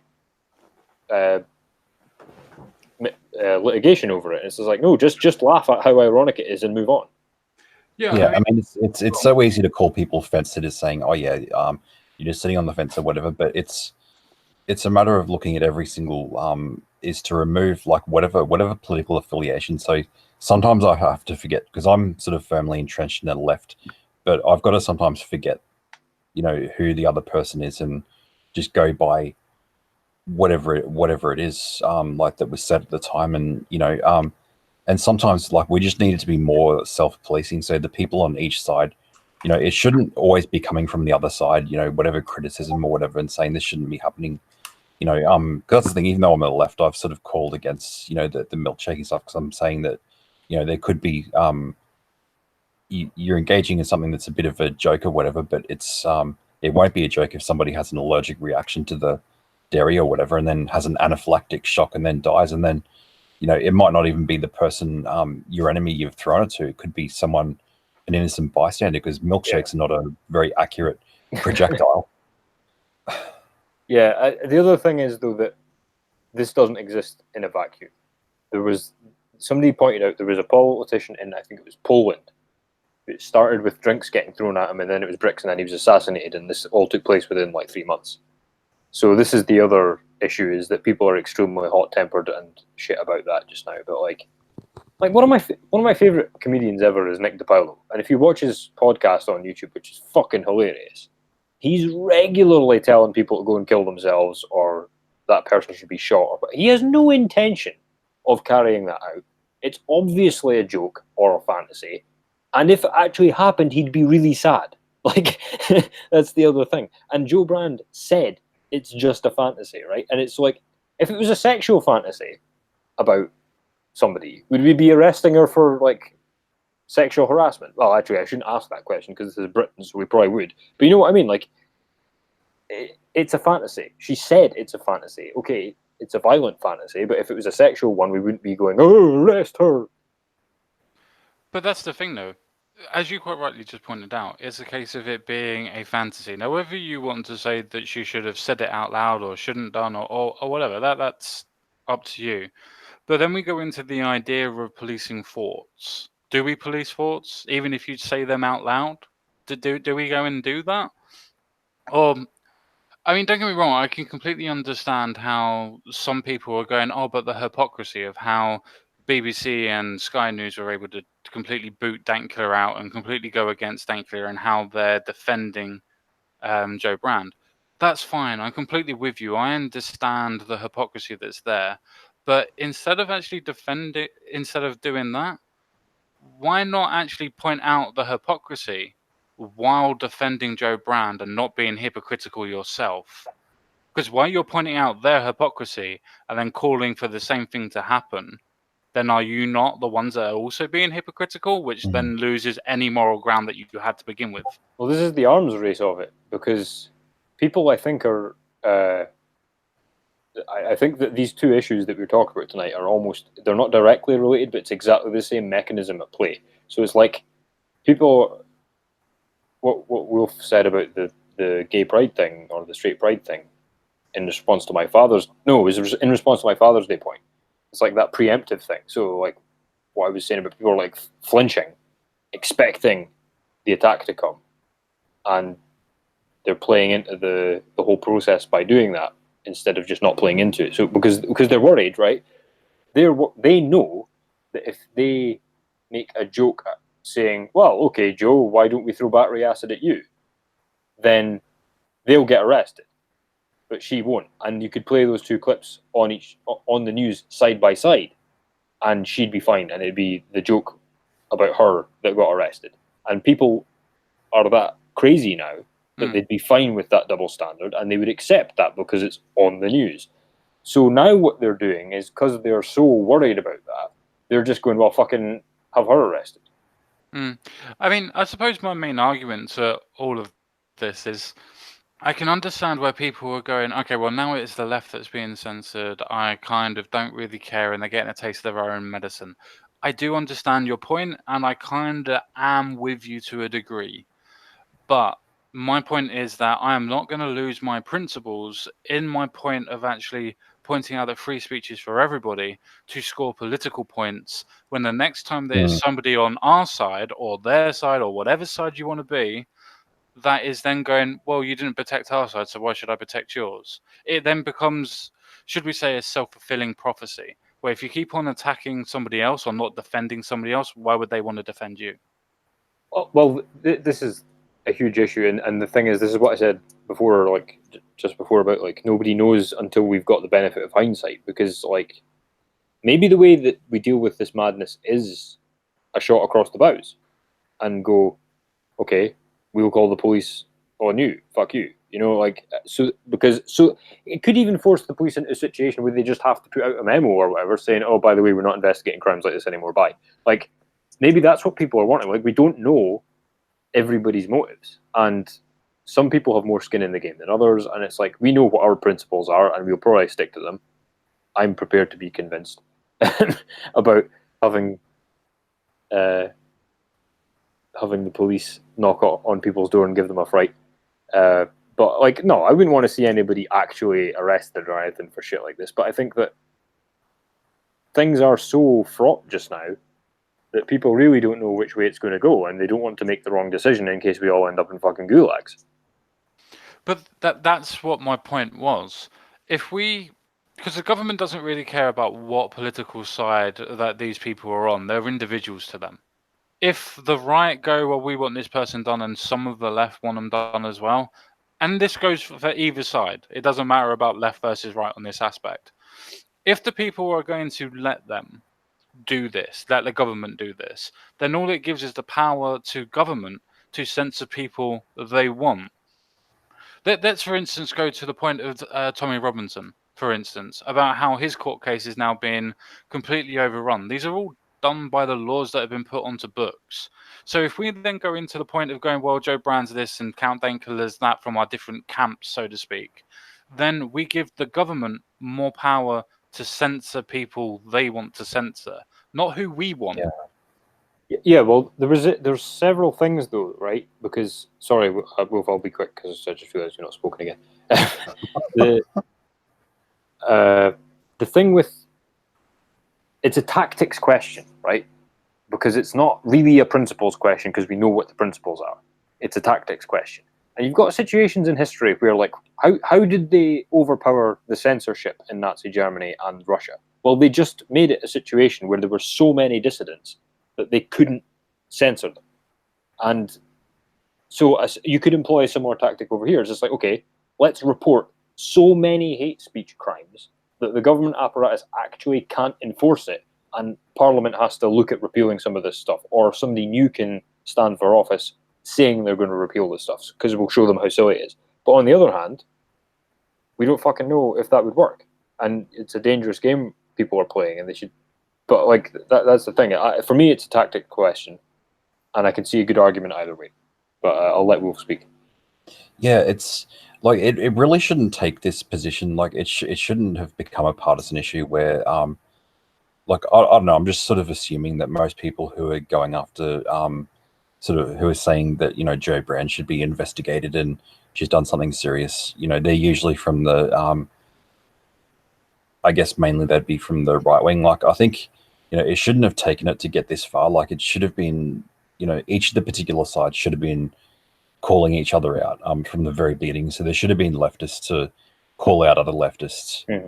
You know, in the same. But they're all right. It's easier said than done though, because when you're sort of critiquing the left from within, then you're assumed to be the way people say, well, okay, you must be the enemy if you're critiquing. And I think the same thing would happen in the right as well. If you're sort of critiquing someone who's, you know, saying, you know, maybe, you know, we shouldn't be going after, you know, Jo Brand or someone within the right wing of politics, you know, because they're standing by, you know, free speech or whatever, then, you know, like they risk getting tarred and feathered. So I guess at the end of the day, it's like the it's the same problem. It's the loudest and the stupidest voices that seem to have the most, you know, influence, and that seems to determine everything. Whereas, you know, people like us, I mean, I'm probably more left wing and, you know, than everyone else in this chat, but I think what we have in common is there's a pragmatism that's, you know, entrenched in our political philosophies. Yeah, we can see similarities and we can bounce off of the similarities and try and work for a common good and understand that people were different. At least that's the way that I look at it anyway. By the way, hi Memes, how are you? Hey guys, what's going on? And actually, just to jump off what Wolfie was saying, is it easier to do because at this point we're more or less under a lot of radars and stuff like that? I don't think many of us have had that, like videos, like viral videos with like hundreds of thousands of views, but so we get views and things and subscribers and stuff. But is it not different? Like if we were at like 100K and you had that wider reach, because now you're receiving the pressure from all of those folks saying, well, these folks joined because of whatever videos I was doing there. Do I need to almost do a dog whistle or say something, throw some red meat to the quote unquote base? I mean, is this just politics on the internet? Well, yeah, it's a possibility, but to quickly go on to your point, you have to remember that with my own channel, it's been deleted by YouTube before. I had to fight to get that back, I've also had tons of my videos completely demonetized now and actually told that they are banned worldwide. You were monetized? I still am monetized at the minute. you did fly under the radar per year for your evil right-wing thoughts. Well, I'm not 100% sure that it's to do with the right wing, and it's the people you go after. Like or do videos against. For instance, I'd done a video against The Guardian and I did a video against Owen Jones. And those two videos were banned worldwide. And was one of the reasons why I think that my channel ended up getting terminated for too many strikes, even though I had none. You can't go after journalists on that's the true thing we've all realized, I think. But like, here's the thing though, right? With what Wolf said about it being the loudest and stupidest, you can bet your arse that even if it was only like 2 or 3 people on quote our side that were calling for her to be investigated, and everybody else disagreed with them, you could bet your arse the news would make it seem like everybody was calling for it to make us look like that and make the left triggered even further. Like you can just bet that they would do it. So it's like we don't even know to what extent this is and obviously people troll too, but we don't even know to what extent the people calling for this are actually calling for it.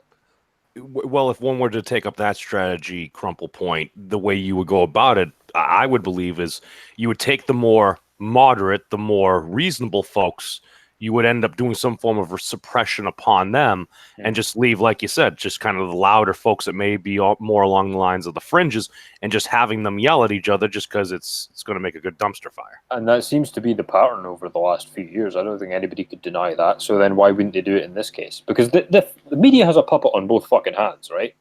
Or the government or whoever. The man has the establishment has a puppet on both hands. And they don't have any principles. They don't fucking care about social justice or freedom or any of this shit. They just want to play one side off the other, make some money, and get out of there.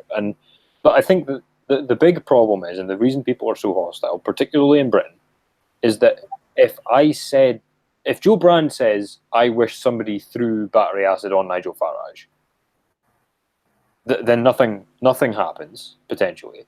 But if somebody like me or whoever, anybody, makes a joke along the lines of the fact that it's a meme that Muslims throw battery acid on women, that would be banned.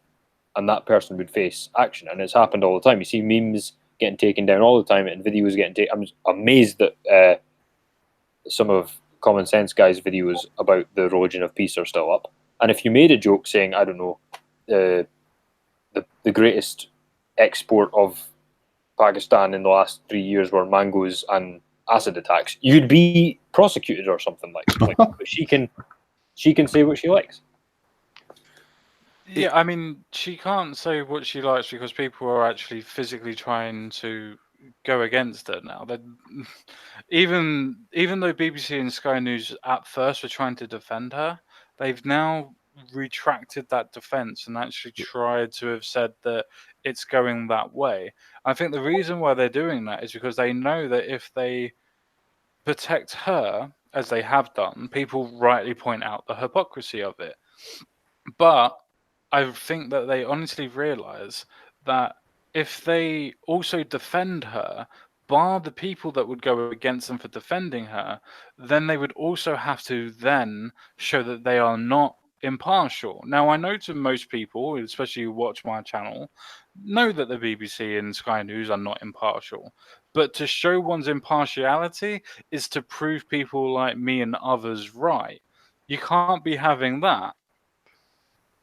It's not just the strict binary narrative of we good, they bad. Oh no, I definitely completely agree with everybody on that aspect. It's the same thing with why I would never censor people like Kevin Logan or Christy Winters. They have their aspects, they have their points. I keep on trying to point this out to people, that even though I vehemently disagree with them, and I vehemently do on most of their stuff, they are not doing it, at least in my opinion, out of a point of hatred, and they're not doing it out of a point of just going against people because they are going against them. They generally think that they are doing good in the world. Now, I'm doing the same thing. So if I censor them, I am then in return censoring myself for when somebody feels the same way as I did to Christy Winters and Kevin Logan. And I don't want that.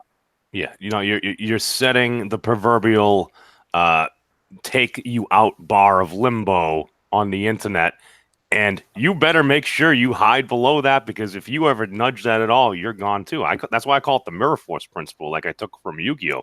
Whatever type of attack you launch at another individual, don't be surprised when that exact same attack comes right back at you. So it's like, all right, I've heard some folks on the internet to say, be quick to say you're sorry. Be even quicker to accept an apology. I'm like, oh, that seems to insulate you from that. But then at the same time, yeah, if you're quick to say you're sorry, the times you do not apologize, that should actually say something, rather than turning every little molehill into a mountain. Yeah. The memes, I remember before as well. You and me were. I don't think we were on air at the time. You and me were talking about this kind of to and fro, this playing both sides off the center. Sorry, and I think I was saying to you about like how you can see.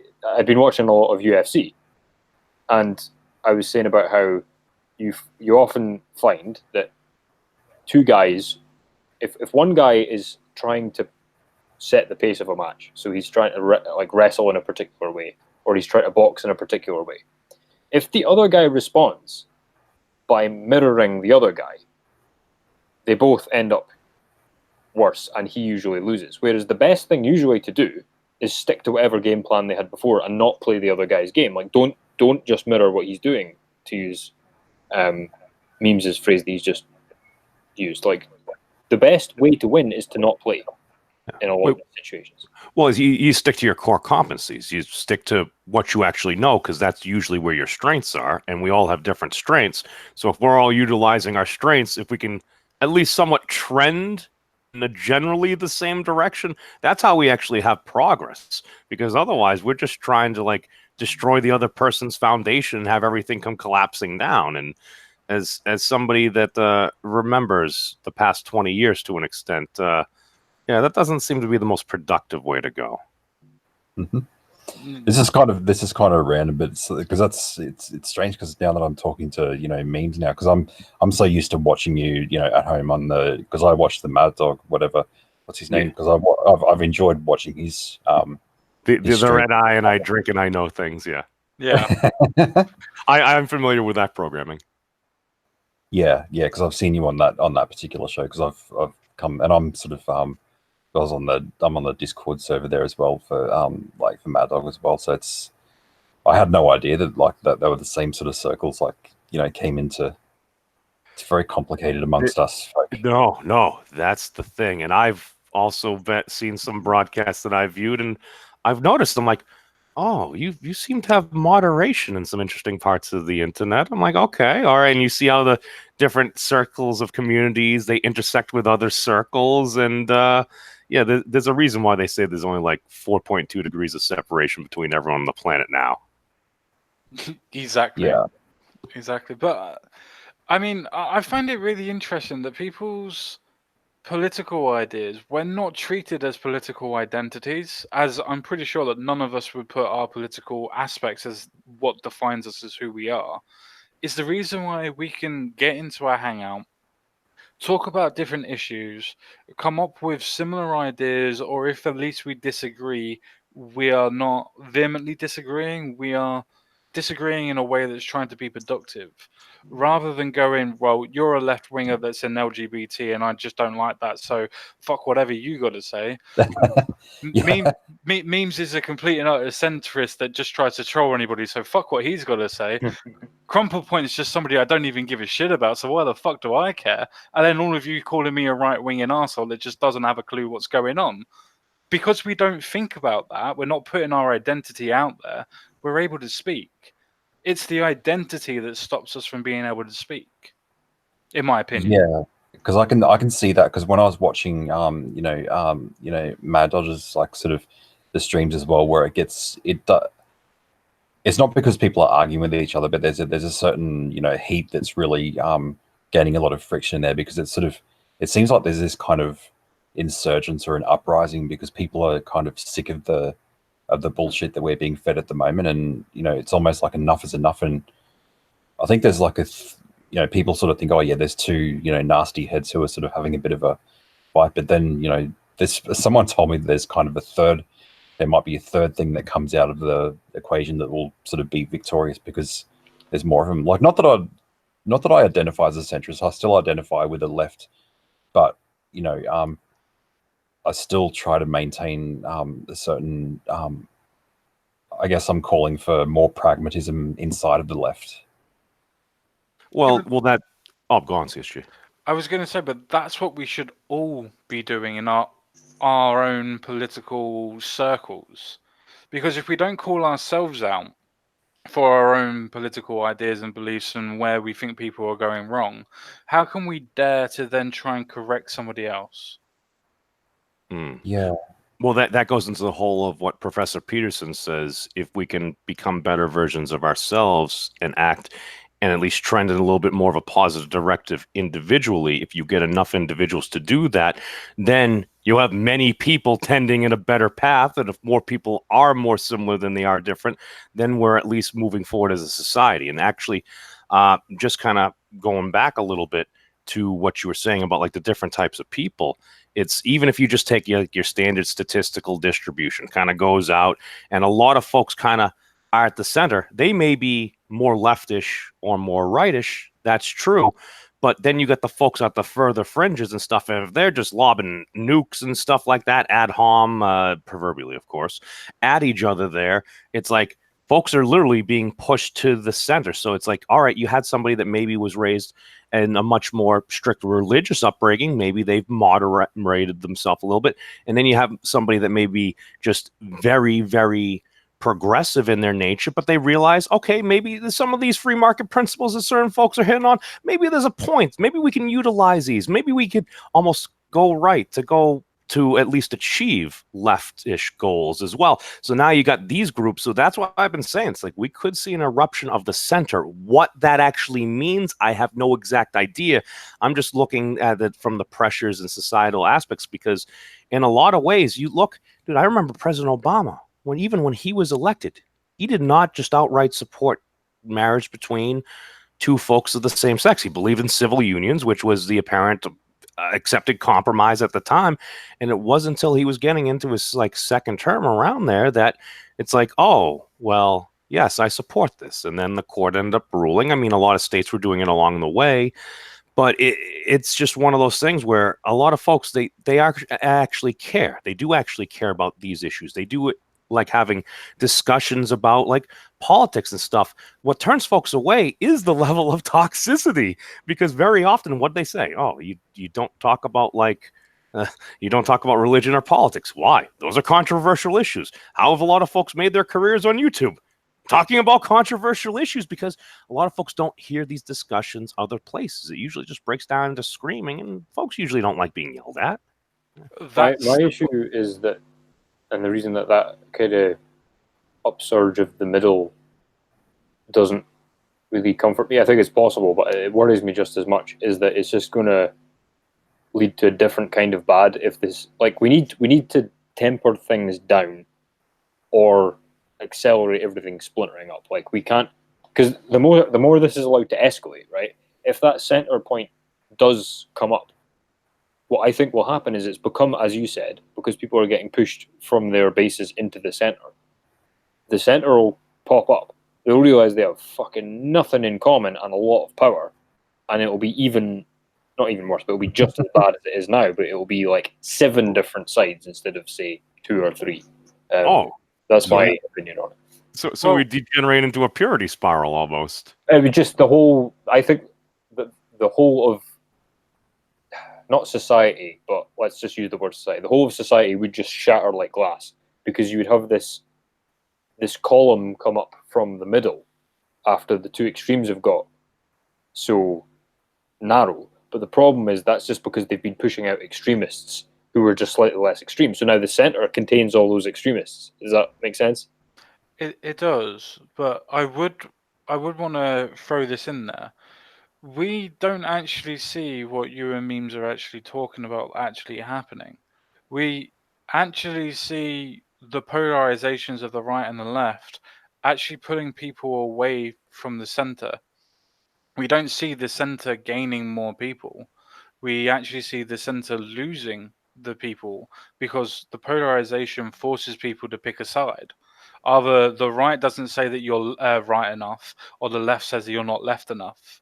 And it forces people to then pick sides rather than the center being propped up. Well, I think more people are disengaging and not participating. I think it's very much similar to voting, in fact. I think that in the same way people mainly don't vote anymore, like you've got the 2-party system, a couple of fringe idiots, and mostly nobody votes. I think it's the same with public discourse, is it's just going to end up that 70% of people are just not going to engage in culture or public discourse.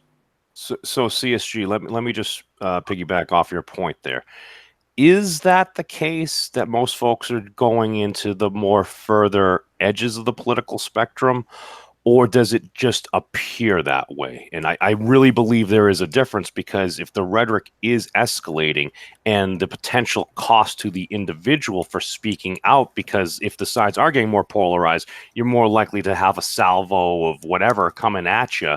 So a lot of folks maybe just feign as being part of the group. It's kind of like a horse, just a white horse, a black horse, whatever the hell it is, going into a field of zebras, just painting some stripes on it and being like, yes, I'm over here. They may not actually identify as that, but they're just trying to avoid being exterminated, if you would, from the internet, or eliminated.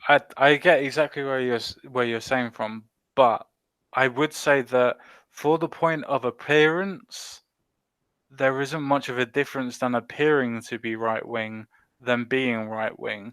Because if you appear and say that you are this, or if you are left wing, then for that instance, you are self-identifying, if you want to use that terminology. I don't particularly give a shit about it, but if you want to, that you are identifying as that political aspect, because it's not about the politics anymore. It's about the identity that is associated with those politics. So if I say to you, I'm never going to be left wing because of the identity that becomes with the politics, then by that stretch of the imagination, I would have to fall onto the right, because there is no center at the minute. Because nobody says that you should be, nobody accepts you to be center. I Because think they will common sense has a point. Like because I've noticed this with myself, but this is what I mean is I've always been very much an individualist, and this just pushes me to be more so. But there's a couple of people who have tried to speak for the so-called middle, and their position is consistently, we need to speak up. I'm not talking about people on this panel. I'm talking about people like the intellectual dark web types. They're all like, oh, we're left wing and we're sensible, and we need to police the left wing and make them more like us. And I'm like, initially I was like, yeah, good. Let's have a return to something resembling, common sense. The thing is, sorry, quickly, but what's actually happening is the more they do that, the more they piss me off and make me not interested in them anymore, because what they're actually calling for is still bullshit, and they're still using their lefty credentials, and they're still believing in all the same bullshit that's led us to this point, but they're just believing in like a more watered down version of it, and now they've actually ended up bringing people into the middle and then pushing them away again. I think one of the things that we kind of have going on there is the issue with that, CSG, because I remember watching, I believe Tommy Robinson, it was actually, he posted a clip of how he was down at a rally, and I believe there was a BBC correspondent there, and he's like, you know what you're going to do? You're going to put this down as a right-wing rally. He's like, well, what does that mean? He's like, well, aren't folks just going to say that if you just look at a lot of the folks here, just overall, like, they're going to forget the quote-unquote mimetic of it being right-wing. Tommy Robinson was calling him out for that, but just what you guys were just kind of talking about a little bit there is exactly what that reporter was saying. It's just like, that's how we are currently defining in this point. So like, I remember when Tommy was giving him a hard time about that, I'm like, the guy really isn't wrong. Is that the best way to go about things? No, because now we're operating with inaccurate information. And if you're dealing in any field, any science, social science, if your data, the best data you can get, because the scientific method is imperfect, because there's always an infinite number of variables, and we as human beings try to account for most of them the best we can. If our core data isn't accurate, we're operating off of assumptions. We have an improper foundation for us to be making our decisions. So if we're making inaccurate decisions, we're exacerbating the situation. And CSG, I had a quick clip that I think actually you will appreciate, and I think explains a lot what's going on here. Right. I like to talk that way. A rogue ninja from the Hidden Leaf Village attacked Pillar B, as well as the 5 Kage Summit. Will you take responsibility for the loss of Lord Raikage's hand? What's that? It seems that no one here is really ready to trust each other. Oh, people from other tribes. It can't be helped. Exactly. Being on opposing sides for years, you can't expect them all to bond in only a day or two. Especially not the sand and stone. Insert labels here. You jerk! This is typical of the Hidden Stone. Hey, you from the Mist. What did you just say? You heard me. Wow, this is In case you Gara's didn't speech. get I now it. remember. This is I the was lead saying up that to you it. of the Hidden Stone We are all little more than allies, thugs but who we don't still know how have to sins follow of the the past. rules. Say that again. The Hidden Yeah, Stone I'm betrayed just us trying in to the talk a tragedy little of your bit so it path. doesn't count as Yeah, yeah, demonetization. Yeah. No, that's why I always did it. No, but I just remember watching that, and this is around the time like we're going through like all like this political discourse and everything, and I'm like, wait a second, if I remove these different tribe names from an anime I enjoy and put in, let's say, SJW, Skeptic, Neckbeard, all these things, I'm like, this is the exact same shit. There is Well, a no, problem with. Sorry, go ahead, Station. Oh no, I was basically just gonna say no. I completely totally agree that it's the thing is with politics now. It's not about what your politics are. And I've said this countless times, and I will keep on reiterating it because I think it's the most important point that I can make at any point. That it doesn't matter what your politics are nowadays. It matters about what the identity of the person that you're speaking to thinks that you are before they will engage in discourse with you. Because people don't value what you have to say, they value what you think you're saying and what you think that you are. But Yeah, I've seen that. I've seen that myself. Like I saw like a whole like it's this thread. It was this argument about abortion because I'm very much like I'm very much firmly entrenched in the pro-choice school of thought, and and they were arguing with a lot of people that I know on the left. They were arguing with someone who is sort of he seems like a bit of a troll. He's always after looking for trouble or whatever, and they sort of like even though you may think that you're right, it's not a good idea to go in there and actually have that as a portrayal saying I'm right and you're wrong and I'm a good person, you're a bad person. It's doing that, and like all these people, they blocked him because he was being up, but they sort of made these assumptions saying, oh, this is the reason you think this way because you want control over women because you're misogynist or whatever. Whereas if you take away all of that and take away your pride and just go straight to the core of the matter, and then because you've got to appeal to pragmatism sometimes and just say, look, the reason that I support abortion is the same reason why I'm against excessive gun regulations, because we can legislate things out, we can legislate guns out, but they're still going to exist in the most dangerous crimes like that will be done by firearms that are purchased illegally. And that's the same thing with abortion as well. Like you can legislate it out, but it's still going to happen with the coat hanger. Sure. I mean, and then he said, oh, actually, yeah, that's interesting, I haven't thought of that. And it was like after all these people on the left have put their arguments forward, and I agreed with them, but I just didn't agree with the way they went about it. Yeah. And then and so I don't believe that for a second, because we've reached a point where people are saying, well, it's not worth debating these people, like they can't change their minds, but yet it only took me like 1 or 2 tweets to kind of get to the bottom of it. Yeah. I mean, I'm not going to go into the abortion debate. I'm not going to go into gun debate. I have a segue that takes us That's far just away an from anecdote about sort of discourse. Yeah, no. I was going to say that I'm not going to get into the debate of aspects, but it goes into the actual point where people are making the assumption that people that are pro-choice are just in it to kill babies and not in it for the idea that the women have different problems and need to sort out different aspects of life and everything else, and don't see the point of conception or different points in the pregnancy as point of life, where people that are pro-choice don't take into aspects of what we've just talked about and talk about where they see that the aspects of life begins as their argument. And because we misinterpret what people are going on about, we don't see the fact that people that are pro-life as the people that they're having the argument of a morality argument, where they're going, well, this is about the point of where I think conception happens and where life begins. And the people that are pro-choice are going, well, I don't agree that's where life begins. But so in that case, context matters. Exactly. Well, here's my thing about it. Like, and a point I was going to make this actually fleshes it out even better, because I was saying to somebody that, and they urged me to try harder, but I think that by urging me to try harder, they missed the point of what I was saying. I was saying I'm not going to debate anybody on abortion, because the left, the right aren't in power. They're not in the power position here. So the debate really has to be had with the left, because the right aren't the one getting their way. And the left have shown that they will not, A, they will not be reasoned with, and B, you can't trust a word that they're saying. And if you can't trust a word that somebody is saying, then you can't debate them.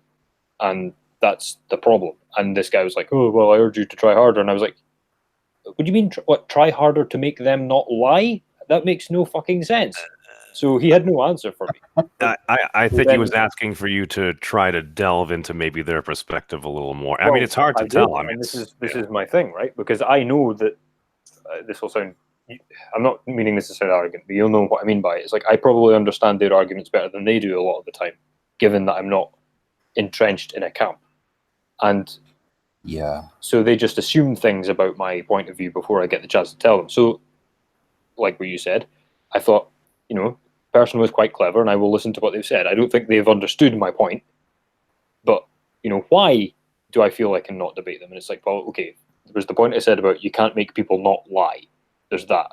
They hold legislative power. There's that. And then I realized that the other problem is, and this goes for every side of the debate, and this really is my opinion, in fact, on every issue we've talked about tonight, and probably every issue that we do talk about, is you've got the two sides that are arguing, or more sides, but the two or more sides that are arguing. But the thing is that you can't actually trust a word any of them say, because most people involved in these arguments it's like a public execution for them. It's not a principled argument. They don't care which way it goes. They'll just change their mind tomorrow and start it all over again. It's a mob who are crying for blood as the person's about to be executed. It's just this mad, crazy organism known as the crowd that are cheering for a beheading, and that's all they want. And so they'll say anything, they'll do anything, and they'll get in bed with anybody. And so you're actually wasting a lot of energy trying to debate them or trying to get them to debate, because I noticed it with the comics thing. So many people, when we were actually getting somewhere, came into the whole comics thing and turned it into this troll spectacle of, like, it went almost overnight from being about an independent comic industry to trolling Star Wars The Last Jedi fans. And it's just like, well, that 50,000 people weren't there yesterday. Where the fuck have they all come from? They don't buy comics. What the hell's going on? And it's exactly the same in politics. Yeah, no, I think that's very similar. I think that's been the actual theme of the day, that we put people's, should we say, how they identify themselves as the way in which we think their politics are going to align, rather than actually, talking to them and actually understanding their idea of argumentation and where they're coming from. We try to assume their arguments because we don't. No, I don't want to say that we don't want to listen, but a case of that we think that the people on a particular way are the same, so we make quick decision and assumptions about people's positions rather than listening to them. Does that make more sense? Well, often I think, at least for me, because I'm a terrible person, it's whether or not I want to spend the time to hear out that person's story. Because a lot of folks, they might have very deep stories, but that could take a while to hear. Whereas if you just look at a person real quick and you're going to make a couple of quick judgments about, okay, maybe this is a factor. You meet them for 30 seconds, a minute, your whole first impression and everything. And you're going to try to fill in blanks and stuff, because people are complicated creatures. And as far as actual facts go, there can be trillions of different facts, but to render them all at the same time and to have just an absolutely perfect idea of the person, you're asking people to play God. And that's a little much. But so the thing I'm we trying just to get default. at is that we can't trust what they're saying, so any debate is useless. And I mean, even if the person across from you is being in good faith, the position that they're arguing for is probably still a dishonest one, because what's happening is any big hot topic issue, we use the term left too broadly, but let me just use that term. The social justice left. They say, we want higher taxes, but we won't go crazy. No socialism. Okay, fair enough. What's happened now? They're calling for like 50% income tax. And then they say, well, we want acceptance for gay people, but we won't force anybody to, marry them or whatever. Oh, wait, now they're prosecuting people for not baking gay wedding cakes. And then they say, we want late-stage abortion, but we won't go crazy with it. And then they pass a bill in New York with post-birth murder of babies. It's just like, none of the positions that they take can actually be trusted on to be their actual position. And so debating them is not only counterproductive, but it's actually dangerous because you give them a foothold into the discussion. So you've actually got to go, it's a crazy position, but you've got to go into the argument assuming they're lying. It's fucking weird, but... Can I ask a quick question before we go any further into the depths of whatever? Do you think that the logic that you've just used is what the left would use for people that are on the alt-right? Or what they would call as Nazis or white supremacists? That there's no point debating them because they already have these positions, and what's the point in changing them because they're liars anyway? Oh yeah, probably. Well, that's what's happening. So my point to that would be then, why not talk to them and not necessarily show them that they're lying, but ask them to prove their point? Because I've found out that when I've asked them to do this, one of three things happens. One, they either start ad homing me and everything else like that, and they start calling me names, which is fine. It's up to them. They do what they do. I just move on, though. Two, they try and find some arbitrary story that kind of backs up their point but doesn't, and go through the story with them and show them why they're wrong. And generally, I say that when they get to that point, they're normally open to changing their mind, but then move on to something else. Or three, it just comes to a point of they just so entrenched in the ideology, you're not going to convince them anyway, which you just leave. But the people that are at number two, you get to change their mind and they get to change other people's minds. I believe that the biggest way of changing politics is with a ripple. Because once a ripple starts in a pond, it will reach the extremes or the outskirts of that pond. It's just where you start from. It's like building or planting a garden, man. You got to start off with the seeds. You got to start off with little holes and stuff, and over time. And that's why a lot of times, like what you were saying right there, I think a lot of times we feel like we need to win.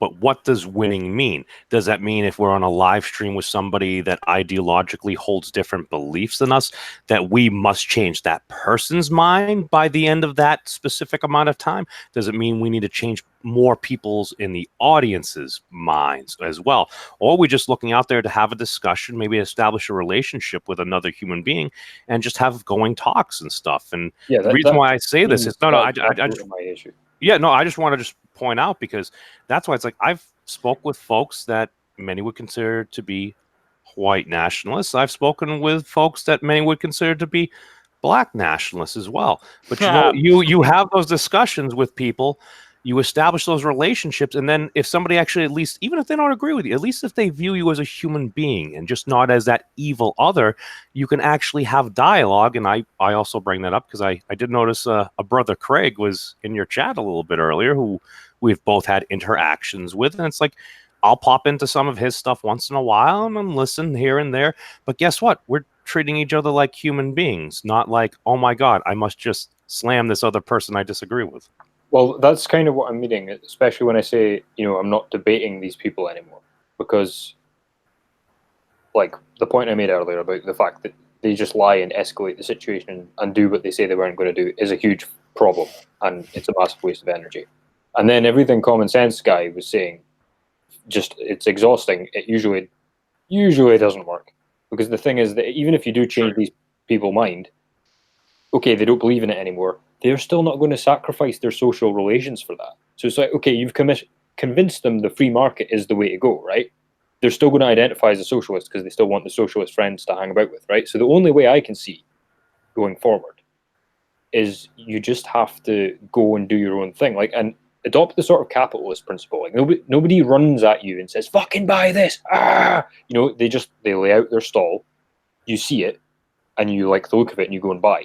And that's the only way I can see anybody. I think this is why people like Jordan Peterson have been a massive. That's you demonetized, by the way. Common sense from you mentioning that name. But that's why people like him have been Joe Rogan as well. Like they have all these things of like, okay, go and prove yourself, and watch what happens, and then other people will want some of what you've got, and that's the only way you can do it. Like what you said about planting a seed in a garden. It's like everybody's trying to work out how to chop the other guy's trees down, and what I'm kind of getting at is like it's not going to work that way. You're just going to have to fuck off and plant your own one. There's different strategies, and Crumple, I actually do need to push back on a little of what you said, because yes, the way you laid it out, basically, if you want to sell something to somebody, you probably shouldn't just be getting up in their face and pushing it down their throat. You should actually set up your shop, and then the folks that want things, they'll start to engage with you. I push back because I have worked in direct sales roles where I was that dude that would go around and knock on that door, likely from a company that had already pissed you off, but I was there to earn you back. Why was that? Because I was basically going around for the harder to get those customers that just wouldn't go to your shop front. However, there is still a percentage of the market to be gained, and also the company would gain additional market share. That's why I was paid a lot more money than even I thought I typically deserved for going around and selling people different things and stuff. But the point remains, and going off of what CSG was kind of touching on just a hair moment before that, is I do think, like you were saying, Crumple, we should focus on what we're good at doing. But I'm going to make a pitch here. And again, I might just be some crazy person here on the internet, which I fully acknowledge that I am. However, let's just compare it to something like World of Warcraft or Dungeons and Dragons or Vampire or any type of role-playing game. Basically, your standard. Yes. Oh, we're going far down this rabbit hole, my friend. So the reason why I say this is because if I was playing World of Warcraft and I actually want to do a dungeon, unless I'm geared out absolutely beyond belief and completely outscale that level, if I go in as just a mage or something like that, I might be able to blow shit up, but I'm probably going to end up getting wrecked. Just as if I go in there as a heavy-duty dwarven defender or a tank or something like that, yes, it might be very hard to kill me, but there's a good chance I won't be slaughtering everything else. The best way to maximize your efficiency in any adventure is you have proper group makeup. You want to have somebody there that can take those big blows and stuff, but you also want to have somebody that can explode with a high level of DPS to take out certain opponents' ideas or something like that. I really do think it is the makeup, because what I've noticed is a lot of the best and most successful broadcast shows, you might just have one person that's an absolute superstar. Often they've been out there for a while, or you have a very good group makeup. And what I've noticed is no matter what community is, I see there's different personality types that kind of blend. You might have the person that literally knows everything, but they might not be the best at getting a word in. You might have a color commentator that's quick at snarky remarks. And then you might just have somebody that just kind of lays back. People will be going for 20 minutes. They'll say something in 2 sentences, and you're like, oh, okay, I guess that's what we were saying. You kind of get where I'm coming from. Like, different folks are good at different things. Yeah, I mean, that's the point that I was trying to get across in general. That if you were to have conversations with people, okay, there are some people that you're not going to change their mind. For instance, if you were having as Crumple Point was saying, the debate on Twitter or Facebook, for instance, the point is that you're not necessarily changing that person's mind, because the interactions have already happening, so people can read it without the bias of what you think and what you're saying and everything else like that.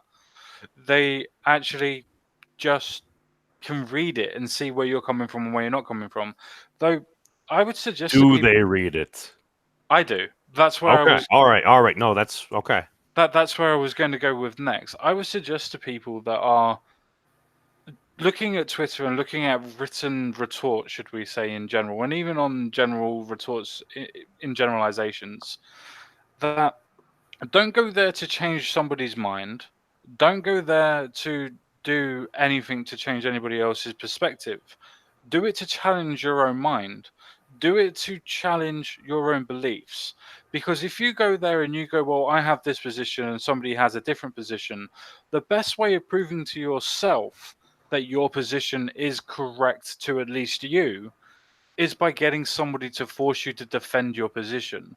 So if you defend it, you have to have the citations behind it and understanding and everything else like that to be able to push a coherent argument out and not just internalize your own argumentation.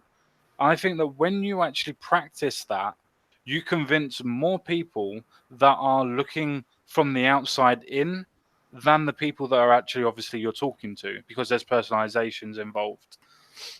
And it's not the people that you're changing the mind that are in the conversations. It's the ripple effect. It's the fact that you've had that conversation and the fact that people will listen to you because you've been able to engage coherently and being able to express your point properly. More people will be able to listen to what you say and vice versa, and less people would listen to the other person because they haven't. Yeah, it's the overall narrative. It's the story. Yes. Yeah, because I think each of us have a different, because we might have a different corners in. But for me, the biggest contention is it's kind of the conflict between the men's rights movement and the feminist movement. And like with my own channel, like I've sort of proven that it's possible to sort of have a move, because that's pretty much what my main thrust was. It was pushing towards awareness of men's issues, but at the same time, like I've kind of critiqued MRA from the inside as well, saying, look, we just need to go back on track and just, deeply discuss the issues. But we don't need to, like, the default position is not saying, we don't start with saying feminists are stupid, feminists are doing this, feminists are doing that. Like, that's not a very good starting point for that. It's just like, getting straight to the position or whatever. And, it has been successful. Like, even though, okay, I'm only a small operation, I've only got like 200 subs or whatever, but I've still like managed to establish a good rapport. Like I've got friends who are like feminists, and we might disagree on some things, but we found common ground, and it shows that there's still hope, because a lot of people think that division is never ever going to heal. But I've proven that I've probably, because my position I think is a stronger men's position, because it's sort of it's more complex, because it incorporates the people like trans men, because they seem to be underrepresented. And then the support groups that I'm in, like the Twitter groups that are inbox, all people who are men's advocates. Like most of us are, queer, trans, non-binary, just about everything in between. And it's been okay, like with the women itself. But then the most damaging thing, and it's overwhelmingly coming from male feminists, like that's where they're the ones who are really derailing that progress, because for whatever reason, they just love to come in and swoop in on the sort of conversation and try to poison it. And then I don't know why they want to do that when things are going smoothly. And then, there's this account called, Take Down MRAs, and you see the argument, and it's absolutely absurd, the sort of positions. Like, it's just so black and white. Like, he's just so entrenched in this ideology, the hatred of men's advocates, that there's, blatant lying. And it's just saying that, the men's movement, it's a fascist movement, it's anti-woman, it's white nationalist, and every bad thing that's done by someone like that, let's say it's a pickup artist or something like that, and they say this is what the men's movement is, and then it does absolutely nothing, and that's the one person that I'd never bother arguing, because. Well, can I use that point to better illustrate my point? Because it's not a hot button topic, but it is interesting enough. Like it's not abortion, but it's good enough to talk about. This is my issue, because you've said that about male feminists. I agree about male feminists. I agree about most feminists in that regard, because. But then you've got the mirror image of MRAs. The kind of the memeable ones that are just like feminists but for men, who are not the majority by any means. But I just mean you can find them everywhere. And the reason you can't debate these people because of like Take Down MRA or whatever, like the people who run that channel or whatever it is, they won't believe a word they're saying. It's an activity. It's an entertainment. It's like what I was saying about the mob at a public execution. They don't believe it. If the wind was blowing the other way, they'd be trying to take down feminists, and they'd be trying to have all the suffragettes hanged. Like, it's this. They don't. Wait. Somebody would capitalize on like a potential opportunity and where they may be able to, I don't know, find a way of capitalizing on? Well, yeah, exactly. But the thing is, Who would ever do that? they're not actually gaining anything out of it. It's like a form of madness because they're not making, like, some of them are, but they're not making money out of it. They're not even getting laid out of it. Like, it's a fucking meme that male feminists don't No, get laid. my explanation behind that is it's very much an extension. Sometimes their affiliation with particular groups or even their own the way they approach kind of men, because you got these sort of male feminists who joined in like with, and they join in with probably the weaker sort of feminist positions that are like that are very sort of the more anti-male strand of it, where they're sort of where they join in and say, oh yeah, men are trash, because I think that they haven't gotten along very well with other men, and they haven't competed very well with other men, and it could be a number of reasons, and they haven't reconciled that. And and look, I've been through that as well. It's like but then slowly you grow up and then you realize that was in the past, but then they use that neuroticism as a way of clinging onto a movement, and then with the backing of a lot of these women, then they can sort of that's how they lash out at other men. Like, that's the way that I see it, and that's the problem with a lot of political movements or any sort of group affiliation, is sometimes it becomes an extension of somebody's own neuroticism. Well, it's a community. It's like any community. They can be very intricate, they can be very small, they can be very broad, but very often they're communities within communities within communities, as we've just seen from just like our general groups of friends. And I asked in the chat, Lonely Wolf, would you say you're pan-political? Pan-political? I don't know. I've seen you in chats where, let's just say, if somebody views you on, let's say you pop on like a Red Eye or I Drink and I Know Things on a Mad Dodge stream, let's just say that seeing individuals there, if you just came across these individuals and you heard these topics, one might not expect you to also be on some other streams that I may or may not have seen you on. Yeah. I think it's because individually I'm firmly entrenched mostly on the left. But at the same time, I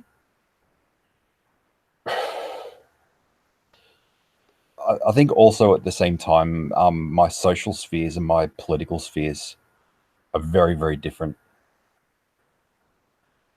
And in terms of my affiliations, like the people I'm most loyal to, it's mostly these type of people there that are very mixed kind of groups, because it's sort of the I guess it's the opportunity to sort of see these different perspectives or whatever, and just have normal conversation. Whereas I'm not really particularly like, I'm loyal to my own values that are on the left, but when it comes to I don't allow other people who are on the left to try to demand a certain, I guess, unwavering loyalty towards them, because they know that I'm going to be on stream with this person there, so I'm not going to allow anyone to sort of, because I've set my boundaries and I said I pretty much do whatever I want with my channel.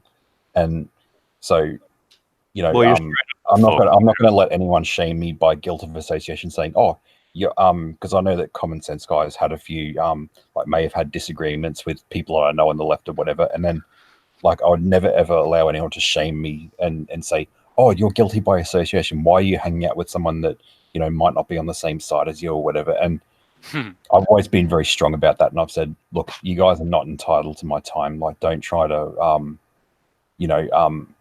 We're not in a cult. It's a political position, not a cult. So get your act together. Well, just before, I think Common Sense Guys need to say something, but like before does, I just want to make a quick point about kind of what you've just said there and what I was saying before about the debate, discussion, whatever. Like, when you're faced with this kind of situation and this kind of polarization and this kind of dishonesty, like, when it comes to debating and discussions, it's not, when I say it's not worth doing, I don't mean like give up and lie down or resort to violence or anything like that. What I kind of mean is, like, and I said, set out your stall and do your own thing, and that sounds really vague. So to put that in a more practical way, it's like your men's rights, men's issues group, right? I'm using it as an example. You're probably already doing this, but instead of militarizing and going after the feminists, well, that's not going to work. And I've always been against that. Is never going to work. So the only way to actually win against them is to actually disengage, help each other out, and all be better off for it, to the point where people are Yeah. tripping over themselves to join in your community. That's the only way you ever beat them, and that's kind of what I mean by debate and discussion. Like, the time for that is just fucking over. Because it can't be done that way now, and that's what we've got to do now. Is we've actually just got to start behaving more like that. You don't need to join their guild, but you can still go out on an adventure and quest with them. Yeah. It's because what happens is naturally people will be drawn to my channel. So it's sort of interesting because even though it's like targeted towards men's issues, it's sort of like probably 40% of my audience are probably female, and then there's probably a number of furry number of community feminist, intersect, like maybe. It's okay. the kind of I the like the you. feminists who are a bit more reasonable, and they sort of said, well, I actually agree with you, because they watch my channel because they're sort of interested in hearing like a perspective on men's issues that doesn't go directly against feminism. Because I don't really, because when I talk about the topics, I don't really bring up the feminist perspective, and then You're they not tend to trying want to to listen. You're not trying to destroy bedroom feminist. That's No, I hate that sort of stuff. It's it just Can I takes make away a from quick the- inception and point? I don't mean to be rude to Wolf or to memes either, but Crumple Point's tried 3 times to finish his point and he hasn't been able to. So should we let him finish his point and then try and understand what he's trying to say? Yeah, I kind of got there. It's all right, but yeah, no, my issue was just like I was trying to make it less specific. Like, I was just using the MRA thing as an example. Like, yeah, you could use anything, but like, I kind of got to the end just there anyway. Oh, okay. Fuck with you the then. whole thing of, like, people will need to, like. CSG, are you white knighting for Crumple Point? No, I just thought that because he's tried to say the same thing 3 times, and I'm kind of having a conversation with somebody else and somebody else on Twitter and listening at this at the same time, because I'm a little bit autistic like that. I need to have my mind concentrated on something, otherwise my mind just goes everywhere. Can we update the Urban Dictionary and put you next to ADD? I'm pretty sure no. Okay. My apologies to the rest of the ADD community. But You know, I think we got there. Like, I wasn't making my point as concisely as I could, but like, that's we'd kind of got there, and like with what Wolf was saying there, that was kind of more what I'd been meaning in the beginning. Like, I don't know whether I wasn't being clear, or maybe using his group was a bad example, but like what he was just saying there is more like what I was trying to get across at the beginning of, like, if you build it, they will come. And yeah, like, he's got a point as well, like, about the female audience. Like, I don't watch the Honey Badger stuff, right? But my girlfriend does. Like, women are really interested in this. No, I agree. I agree with that. Everybody's always interested in perspectives that they don't really understand. Or at least I'd say that as a generalization. Some people ain't. But generally, most people are always interested in the perspectives that they don't understand themselves, because we're interesting creatures. We want to know why we think the way that we do. We want to try and understand the reasons why people do what they do as well. It's like a lot of people are really interested in crime dramas, you know, like the serial killers and things like that, and finding out why this is that and why that's this. Not because that they're actually going to do anything like the serial killers, but they're interested in the story behind it and why. Where all right, I got to put this out real quick. SVU, the best Law and Order.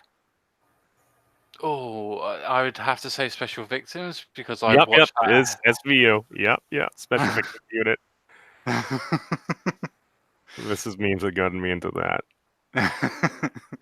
But that's yeah, but that's the point though. I want to understand the reasons why things happen.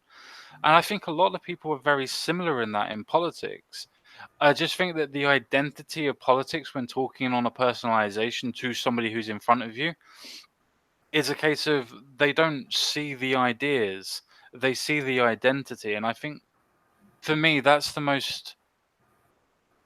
It's the way of stopping any conversation. if I was to meet Memes in the middle of the street, or Wolf, or if I was to meet Crumple Point in the middle of the street, and somehow we managed to get past the social insecurities and taboos and talked about politics in general from first meeting, I wouldn't know that Wolf was the way that Wolf was until he started to talk about it. So when I listened to his ideas on social policies, for instance, I would already have made an assumption beforehand about how the person looks, how the person talks, and everything else like that. But I wouldn't make an assumption of that person's identity politically. So I would accept his ideas easier than what I would do when I'm talking on the internet to somebody who's on the left. Well, this is why, if I'm going to say that I believe most folks are good people, then when I come across somebody, even if my initial interaction is maybe, let's say, questionable, if I at least default to most folks are good people and I assume goodwill, very often that initial what could be escalated into conflict, if you kind of disengage, like we were talking about a little bit earlier, then you just take a quick step back. That person, you don't know that person may have just lost a family member that day. You don't know. Maybe they just come back from a funeral. Maybe that's what's contributing to something like that. We don't know another person's life experience. So if all of a sudden that gets out there and you treat them in a positive way, very often, many people, they'll start treating you positive as well. It's just you need to be willing to disengage from something we might view as a potential attack on us, which may have not even been intended as an attack, if you would. And if you do that, then you can actually kind of cut through a lot of maybe the initial BS and then actually discuss things as human beings. Yeah, I mean, I've even had a TERF like share one of my videos that was pro-trans, and I was like, okay, that's actually an achievement. Achievement unlocked. Yeah. See, I'm going to name drop somebody, but I don't want to do it in a particular way, so you know who I'm talking about. I used to follow Owen MacDonald because he was a very staunch socialist, and I wanted to listen to his ideas and his point of views. Now, I'm shadow banned from his channel, and I'm blocked from him on Twitter, which is fine. It's his choice, and he's able to do what he wants. It's his stuff. Fine, not a problem. But the thing is that when you try and have conversations with certain people, it is the identity that stops you from being able to have the conversation. And I think that's what happened with Owen MacDonald and myself.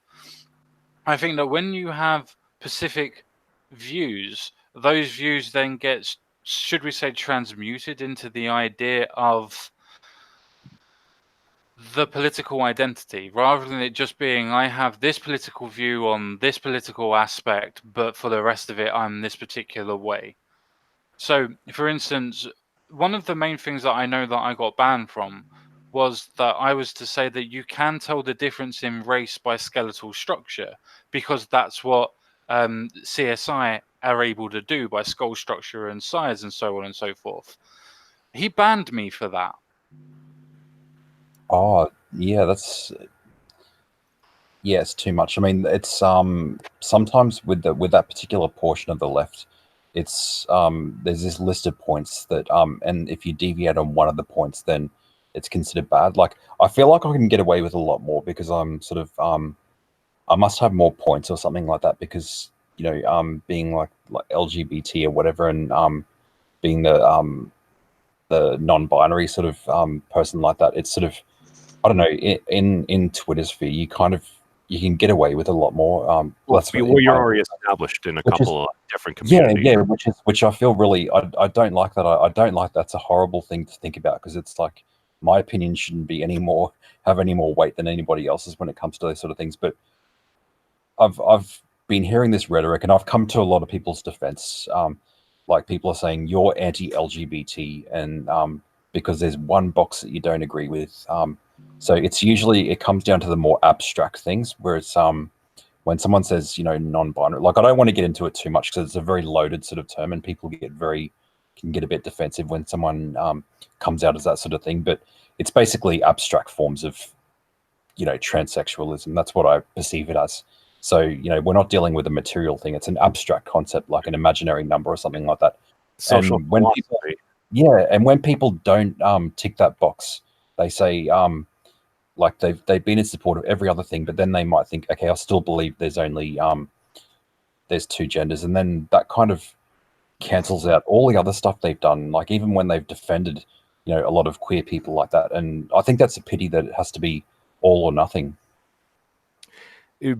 Because if, as we know, certain individuals, let's say if you're a well-renowned Canadian professor or an Orthodox Jewish individual that's great at talking quickly, insert person's name here, destroys insert other individual group or characteristic, yeah, those tend to get a lot of views.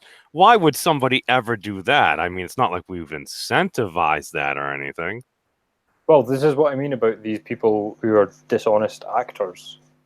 It's like if a certain professor from Canada puts up a 1.5 hour long video with a title that sounds like an essay question answer, I'll probably watch it. If a channel pops up with said professor destroying someone in 3 minutes, I know that he's not put it as a destruction anyway, because it's not the way he talks, and it's stupid clickbait twattery and It's a highlight against reel. everything that he does, so I don't click on it. But It's the difference between it's the difference between watching an entire game and then just watching kind of like ESPN's highlights. Sorry to cut you off, man.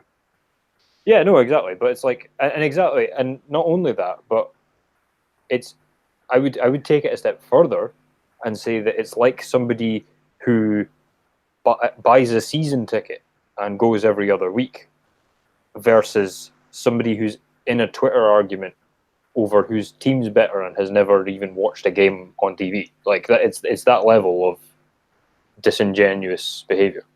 Yeah. All right. I'm really sorry, guys. I know that we're coming to a really interesting point in the conversation, but we're coming up to 3 hours on a stream, and I appreciate. No, shut it down. Holy. I definitely appreciate everybody that's come up. We can always do this again. I think it's a very interesting conversation, and I really do love the philosophy that's behind the political aspects of what we're talking about. And Ain't Jack in the chat, as I said already there, I completely and utterly love you now, and I love being a strong man. But yeah, what I'm going to do is I'm going to let Wolf go first on a last word, if you have a last word, then Memes of Destruction, then Crumple Point, and then I'll finish off. Okay. Yeah. Just so those people who want to know a bit more about me, so just I'll put my, like in the chat, I'll just put a link to my, I'll just prostitute myself now into the comment section. So well, it's not all political. It's like it's a very eclectic channel. So when you first see it, it'll just be like, oh, what the fuck is this? It's got a lot of music stuff. So if you enjoy listening to keyboard music or covers of things like that, then you know that's something to check out. And then you know I talk a little bit about LGBT stuff or whatever. So there's nothing. So it's a very big melting pot of just about everything you can imagine. Like I'll try to put more focus into my channel and try to give it some sort of identity, but at the moment it's just this big eclectic thing. But anyway, it's been good. Like I've enjoyed talking to everyone because I think it's important to have these because I feel like, you know, if they had have listened to us from the beginning, we wouldn't be having the problems that we're having now. Yeah, no, I agree. Mr. Memes. So I have just made a discovery as a recent subscriber to your channel. You do art? No, I'm a math major. Oh, I thought I saw a video about your avatar being made. Oh, yeah, that was only after I did like a 10-minute tutorial to learn how to draw a furry thing, and then I went from there. Oh. Well, never mind. Going back on, so again, CSG, my apologies for slightly hijacking the stream and making you run late and getting you in trouble with the misses again. But as always, well, hey, we got to try to be consistent here. Whatever parameter we're going to run into, we got to try to be consistent and acknowledge if we're going to change it. But no, dude, I think this has been actually an excellent discussion, just because this is how you learn about like different people and stuff. And even as you have come out with your love for Ain't Jack, I'm not gonna lie, I feel a little closer to to the individual himself, just because he's sharing parts of his story that we weren't familiar with, and given on different topics. It's like, this is what we have. We're interacting with other people. As we're interacting with one another, like, we're literally creating, connecting different neural pathways that are affecting like our views on the world. And if you do interact with folks from different communities all across the world, you start to gain some insights. So what may have just been, it's like what you may have viewed as nonsense or just chaos, like in our minds, it might make a little bit more sense itself. And this is why I tend to view myself as a bit more of a liberal Democrat that actually believes in progress, is that tolerance, I do believe, is important, because that's, I believe, is one of the prerequisites for political stability that we do need to have in place to actually move forward, and maybe in a millennia or so we can actually live in a Star Trek-ish like future. That is something that I do agree with Tim Pool about, because I do think we can actually achieve it. We just need to get over our basic sapient pride. It's nothing wrong with having pride. You just don't want to have that to a toxic level per se. So, hey, thanks for having me on, guys. No worries. Thank you very much, Beans, for coming on. Thank you very much, Wolf, for coming on. And Mr. Crumplepoint, would you like to go forth? Well, cheers for having us on, as always, Mr. CSG, and it was good meeting you, Wolf, and it was good speaking to you again, Memes. My channel and my Twitter handle are both just Crumplepoint, because it's such a silly word, no one ever thought to use it before. And my final word is just that, kind of rounding up the theme that we were all going with there anyway, is like, nobody knows what political box to put me in. Not because I'm inconsistent, but because, you know, my views are my own. I think through them, and nobody forces me to think the way I think except me. And to use, I think it was Ain't Jack's word of philosophical, that's kind of more how I approach things. So the philosophical or psychological or whatever will have effects on politics, but it doesn't start with politics. Politics, in my opinion, is downstream from those things. And unfortunately, not unfortunately, but unfortunately for the impatient people out there, in order to actually get anywhere in life, you do actually have to have a 3-hour conversation with 4 people who are very different to each other about a variety of different topics in order to get any smarter and know people any better, including yourself. And that's how it's got to be done. So your Professor Poon's person in 3 minutes videos are not going to help you in life, and neither are stupid arguments over political talking points. And don't let memorizing slogans be a substitute for being able to think. You have to do it the hard way, which is this way. Thank you, Mr. CSG, and the rest.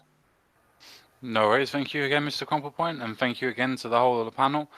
I would just want a very, very quick word, that's all.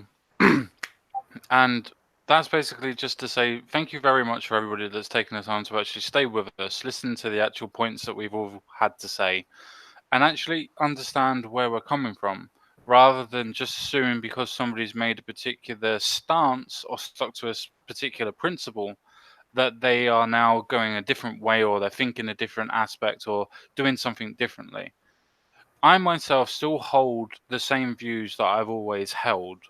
I've just shifted onto the point of thinking that I'm steadfast in the views that I hold, but is that a hindrance, or is that an actual way to progress? Because it's fine being able to stick with the principles in which you hold and the ideas in which you hold, but to quote the left, so to speak, and I know it's a common argument, but most people accepted slavery at one point. Does that mean that because that we weren't challenged by it, that we weren't able to actually change and realize that other people were actually human and deserve to be treated equally? Isn't it a case of actually understanding the reasons why these things happen and the political philosophical anyway, the ideas that are behind it? Isn't that the reasons why we should actually try to understand everybody's point of view? Because if we don't understand the point of view, how can, one, you argue against it? And second of all, how are you actually able to understand where the person's coming from to be able to change their mind? To be able to change somebody's mind, you don't just shout down their ideas and tell them that they're wrong. You accept their ideas as a actual person, an actual formulated idea and plot, and then you tell them why you think they're wrong. And then together you come to a mutual decision in a ideal world and situation, obviously. But generally, I just think that we need to be able to express ourselves openly without worrying about what identity that we perceive that we are. Because identities can be perceived by different people to be able to label you in a different way. The labels in which you hold yourselves may actually be factually wrong in a way that you label yourself in the first place. But because we think and we adhere to the labels, we now adhere to all of their talking points because we want to stay and stick to that label. Me personally, I'd rather deal with the ideas and the person as a whole rather than dealing with the person's identity and what my perceived ideas of those people are. Now, with that being said, ladies and gentlemen, and however you may identify as, I bid you farewell, I bid you adieu, and I will see you all again real soon.